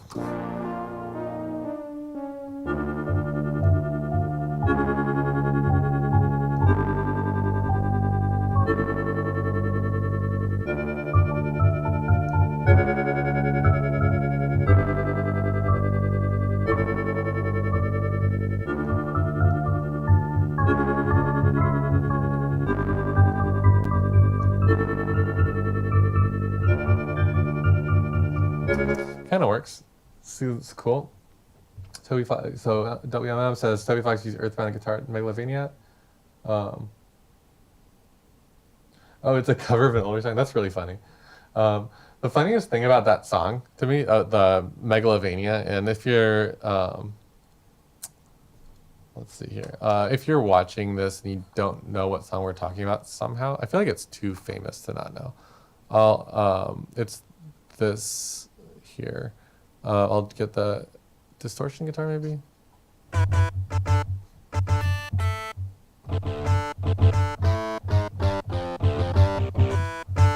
That one.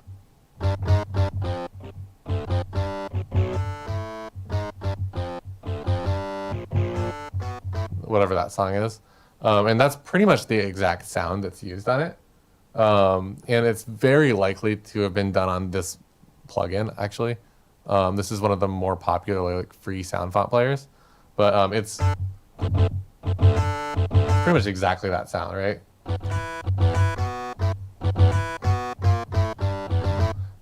And anyway, I heard that song long before I ever tried playing Undertale or even heard of Undertale. Like that song was almost like more viral than the game itself, as far as I remember when it came out. And I finally got convinced to play the game. I usually don't like throwback RPGs, and it's like it really like, you know, plays into the metagame of what those style of game is like, where it's like it knows that those games are kind of, you know, played out, and plays into a lot of the tropes and approaches them differently. And I thought it was a brilliant game. And I played through it twice because the endings are very different. I didn't go for like all the special endings and stuff like that, but like I never heard that song in game. Like the funniest thing about that game to me is like how much you have to like try to get to have the boss fight that has that song. And I like looked it up after playing through the game twice and not ever seeing the song, and I was like, oh my god, you have to be like play it like a psychopath to actually get that fight and get to hear that song in game, and which makes it so funny. And I feel like when you make something like inaccessible like that, that's part of what turns it into being like a meme almost, where it's like this is great and we're going to, you know, do something with it. But anyway, I think that's really funny. Earthbound, tuba, and vibes, and let's just call this Megalovania guitar. Cool. Okay. And I might keep that for something else in here, but I think I want to try just recording a little melody over this in the monkey piano.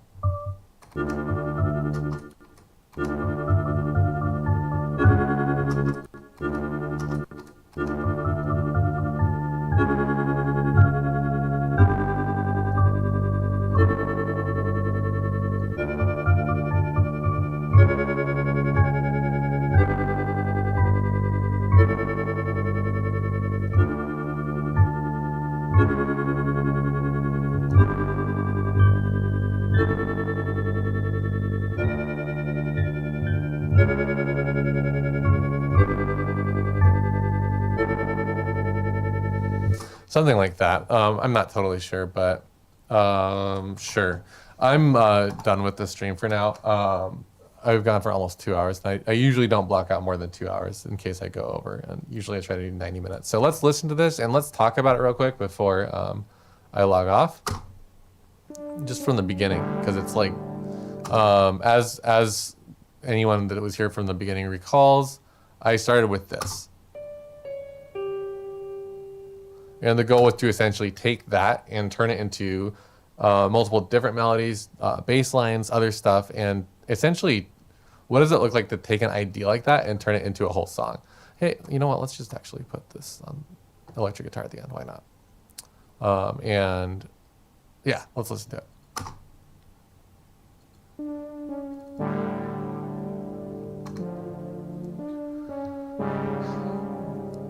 Hi, Moriel. Unfortunately, you're catching the very end of the stream. We're just listening to what we ended up with. And Bruno says, beginning reminds of something from a Dario Argento movie. I'll be right back.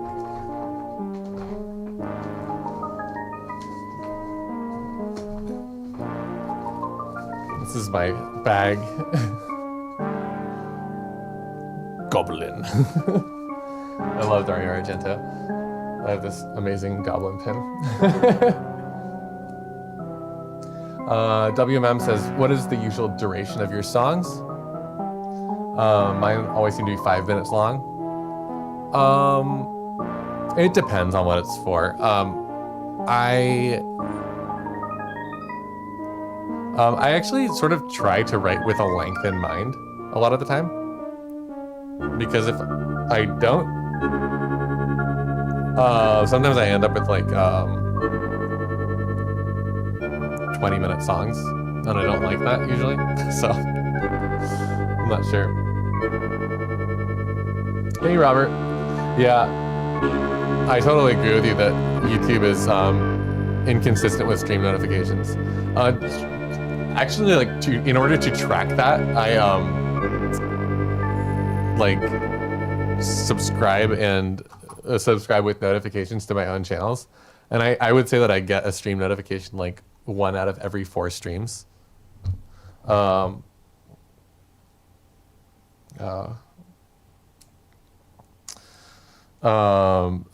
I don't get them either. Like I'll actually look and make sure that my stream is like on. I'll go on to YouTube and like right now if I go on YouTube, let's see. Like I'll go on here and just look at my channel and be like, okay, there it is. Then I'll click on it to make sure it's working. And it seems to be. It seems like I am, in fact, streaming right now. So that's good. But Robert, I am really trying. Life has gotten in the way, but I've been really trying to be consistent with starting at some time between 11 and 11:30 a.m. PST on Saturdays. I'm trying to do streams at least that often and at least that consistently. So that is your best bet, is to check in around 11:30 to see if I'm on. If you want to watch the stream and you're not getting the notifications, because apparently the notification bell doesn't work. The one that I think what happened is YouTubers ruined it for everyone by just everyone for like 5 years was starting every video with like, what's up guys? It's me, your boy. Don't forget that before we watch the video and before we get into it, like and subscribe. Then you have like a transition scene, and then it goes back to them. And it's like, what's up? Okay, let's get into the subject. Our sponsor told me to tell you to click the bell notification. It's just like when everyone's doing their videos like that, you can't make those tools as powerful because it's annoying. So anyway, and let's go through a couple more of these questions. Let's see here. Bruno says, have I thought about streaming on Twitch? I have streamed on Twitch. I like doing it on YouTube more because it makes the VODs like more accessible, I think. It's a lot more work to like cut them from Twitch and put them up on YouTube. And I don't have a lot of free time. So it's like, I switched over to YouTube mainly out of laziness, and I like the format more, to be honest. I don't enjoy how gamified Twitch streams are. YouTube streams feel more like a good place for most of my streams, which are more like educational content generally, where I'm like, let's make this thing together and see what it takes to do it, see how it's done. So I have thought about it. I've done it. I don't expect myself to become active on Twitch again. And Twitch is so about video games that if I were to do that, it would be likely that I would switch over to if I start streaming on Twitch again, it would probably be for like 90s CRPGs, stuff like Baldur's Gate, Dungeon Siege, and stuff like the games like that. And talk about I would probably want to talk about the soundtracks of the games and actually play like classic video games, just because I feel like that's what Twitch is more for. But as it stands, I generally use video games as like a solo relaxation thing where I don't like having people watch me most of the time. So anyway, let's see. WM says, do you think drums could work with Dungeon Synth? Absolutely. I love putting drums in Dungeon Synth. I don't do it a lot just because it's time consuming to do a good job with it, but I think they absolutely belong in the genre. And one of these days when I have more free time, I'll do some releases with more detailed drums and have fun with it. Let's see. Cool things. Today's stream is sponsored by NordVPN. Or hopefully Nord Electro. I would love one of those Nord keyboards. It's like one of the best like live sampling keyboards out there. Too bad they're like 3,000, 4,000 USD. Let's see. Bruno's working on a DS metal crossover. Awesome. I've been wanting to do that for a long time and just have not gotten around to it. I will get to it eventually. Twitch VODs are more of a hassle than YouTube for end user. Yeah, I agree with that. Moriel says Matrix Boot sponsorship's more on point. Yeah, like just sitting in front of it. It looks cool though, even when it's off. It's cooler when the lights are flashing on it, but whatever. Yeah, the VODs on Twitch are only up for a little. Yeah, the Twitch VODs are like, you really have to like actually cut them up and like save them and move them around. And I'd upload YouTube videos like 3 times a week if I liked working with video. I hate it. That's why most of my YouTube videos are basically just made on OBS. Just I don't like filming myself. I like having it all set up, ready to go, and hitting record, and then just making a few cuts where they need to be. So, yeah. Dark ambient, epic vibe. Yeah, I like both the epic vibes and the dark ambient vibes, but yeah, it's like I like epic vibes with dark ambient vibes as like the intro outro, or like maybe as like a quiet part in the middle, like as a dynamic change. But I like going for more epic vibes most of the time too, personally.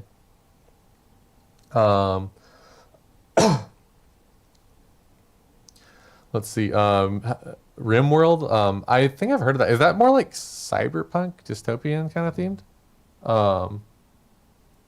I don't know off the top of my head, but and WMM, my neighbor said, "What part of Brazil are you in?" He's asking for all these like extra questions, so I don't know. I should have just told him to join the stream and talk to you. That was stupid of me. Oh well. Robert says, "What monitors do you use?" I've got. Let's look.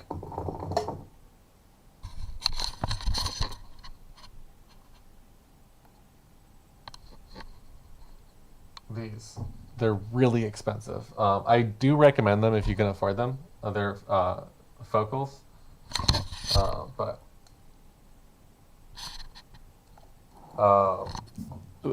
if you're on more of a budget, I would get Yamaha HS 5s or 8s, or those KRK ones are awesome too, that everyone has.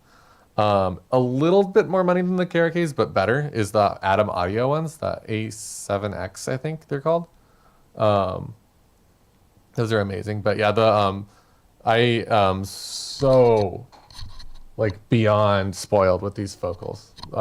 Like it was kind of like a recognition that I was always switching to headphones because I was getting fatigued from the Yamaha HS5s, which are great monitors, but they're just very mid-range heavy and they're tiring to listen to.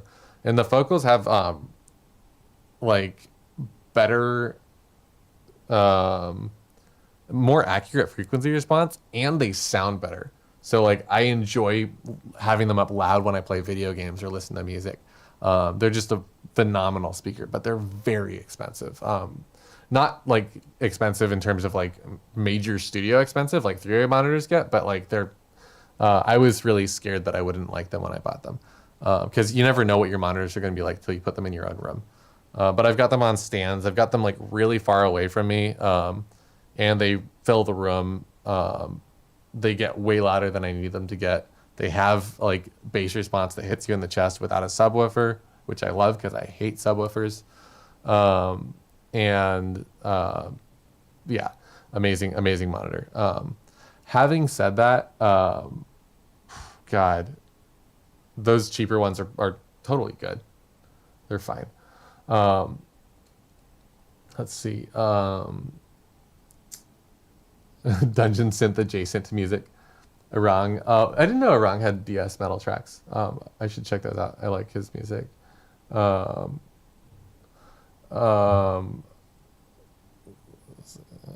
lives in RJ. Okay, and 8-inch. I don't remember what size these are. Let me see here.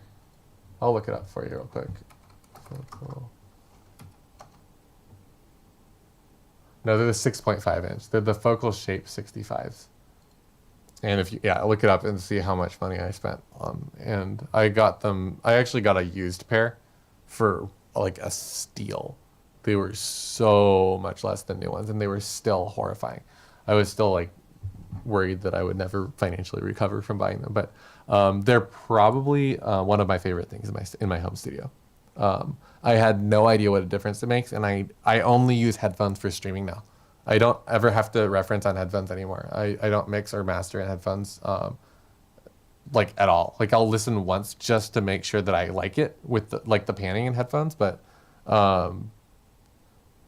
a good pair of monitors is the best investment I've made, basically. That and, moving stuff around and treating the walls until it sounds fine. So anyway, that's like super, super, super important. Let's see. Robert says Atom is love. Yeah, the Atom ones are like amazing for the price. I've heard the Cali are good too. I've never heard them before, but I've heard amazing things about the Cali ones. And those are actually like shockingly cheap for like the quality that's been described. The outputs are supposed to be amazing, but they're very expensive again. Let's see. And killing it with the wallpaper. Oh yeah, I guess you can't really see the wallpaper well in my streams usually, but the wallpaper is it's fuzzy, it's textured. Which I think is disgusting, but it's funny. It reminds me of the movie Rosemary's Baby.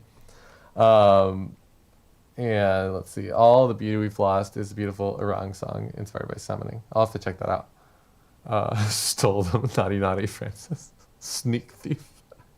Okay, Zig.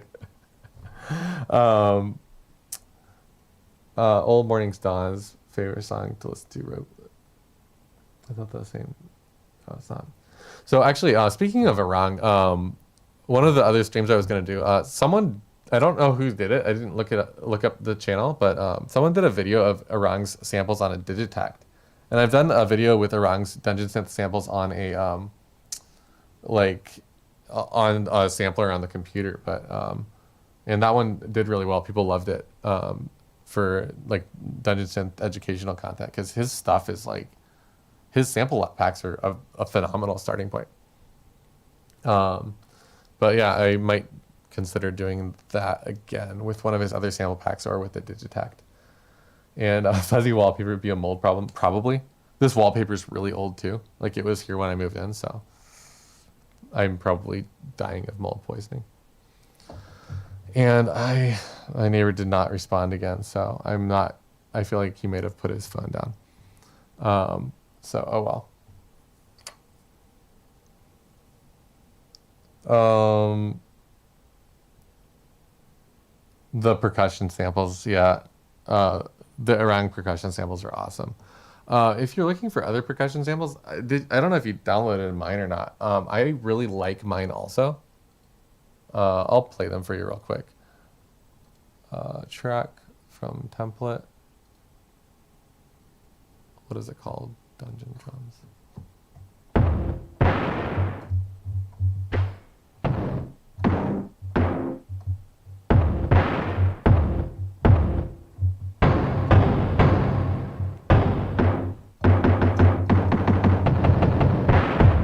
They're on my website. They're free.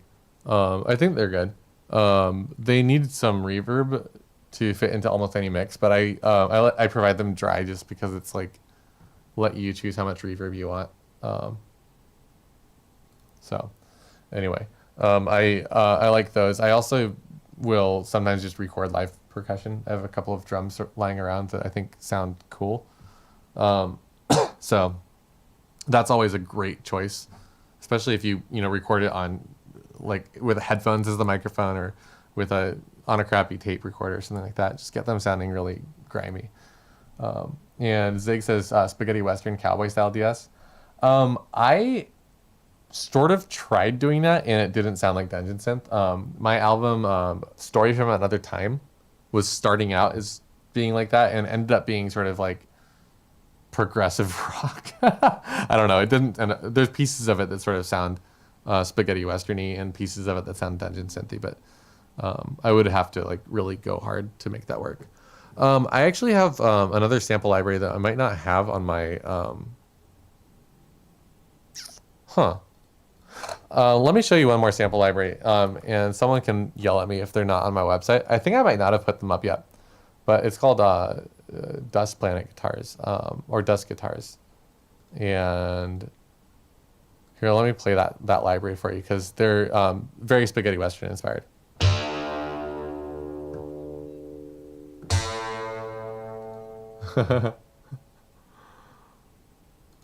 WMM, your comment got flagged. I think that we know what you mean.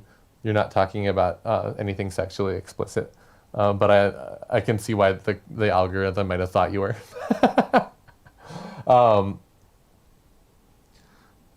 Analog drum machine, solar system inspired Dungeon Synth. After those recent things, why not? But anyway, this is like my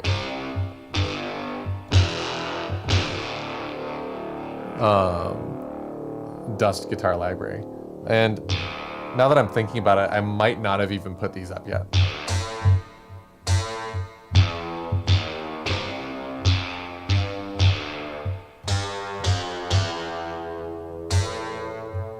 So if you don't play guitar or don't have a guitar,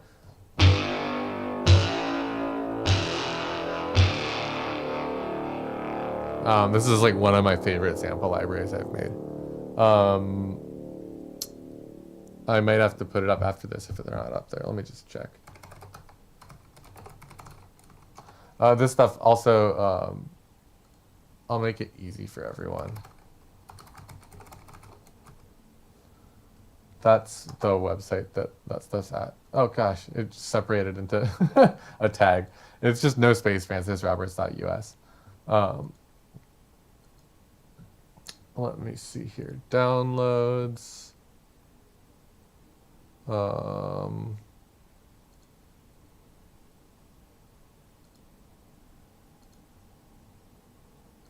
don't think so. Oh no. Yeah, I haven't put them up yet. So I'll do that. I'll try to do that later today. Hopefully, like if you go there tomorrow, this library will be there because that's like, you know,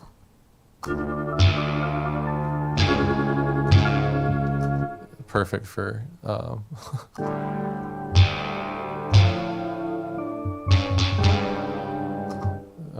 if you don't play guitar.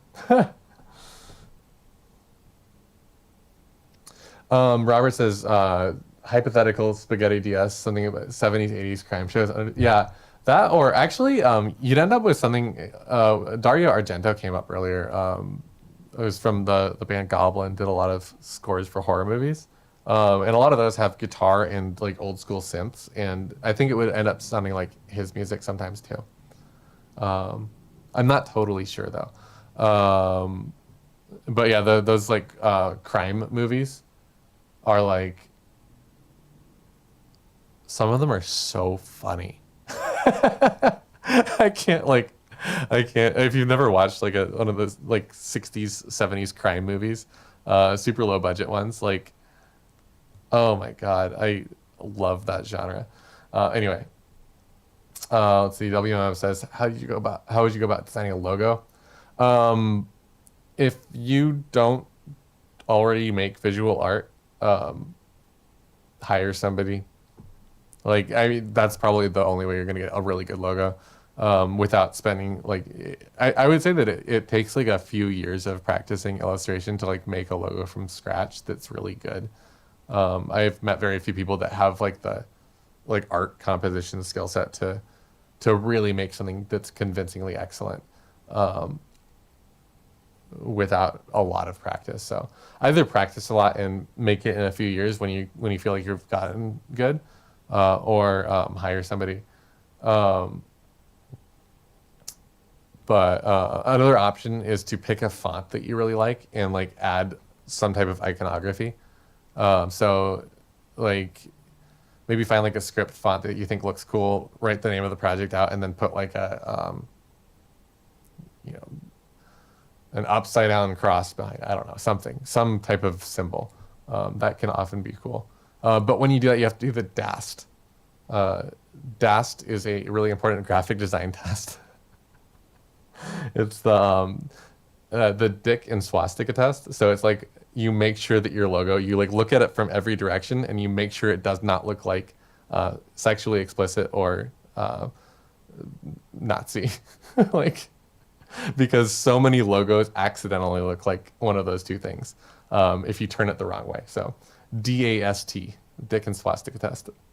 Do that if you're making your own logo, because it happens to the best of us. You accidentally end up with a symbol that looks a little bit too fascist or a little bit too pornographic when you turn it upside down. It's usually not intentional.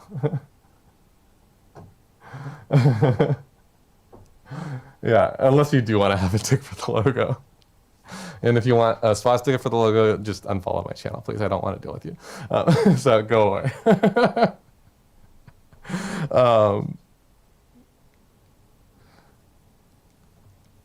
Oh, cool. Yeah, if anyone has a like a recommendation for a logo artist, that's really helpful. I don't have any good recommendations because I actually really love graphic design. So like I'm like a hobbyist graphic designer, and a lot of the stuff that I do, I'll make. But I also have a lot of friends that are professionals in graphic design that will do favors for me, and I like to save money. So I'll pay a friend less, which is bad. I don't do that as much anymore. But anyway, yeah. I think a little edginess, yeah. Be as edgy as you want. I think the edgiest thing to do is to like do things legitimately your way. Like do stuff because you like it. Oh, my friend is saying that RJ has some pretty good music stores, and is he looking for something specific? So I think that my friend is just suggesting the music stores in RJ and hope that you can find something good. So anyway, that's what we get. We actually got the response from my IRL Brazilian friend.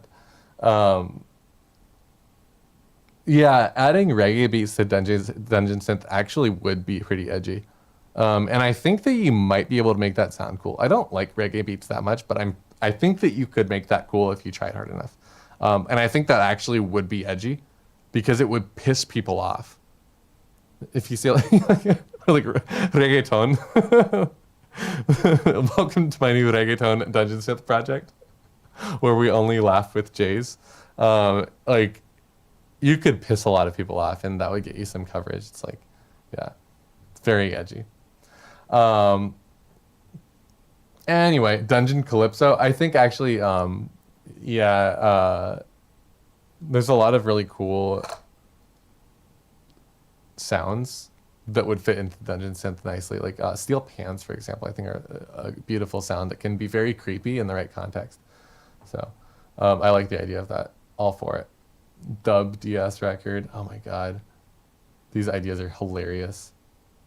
Anyway, I gotta get going. I need to eat.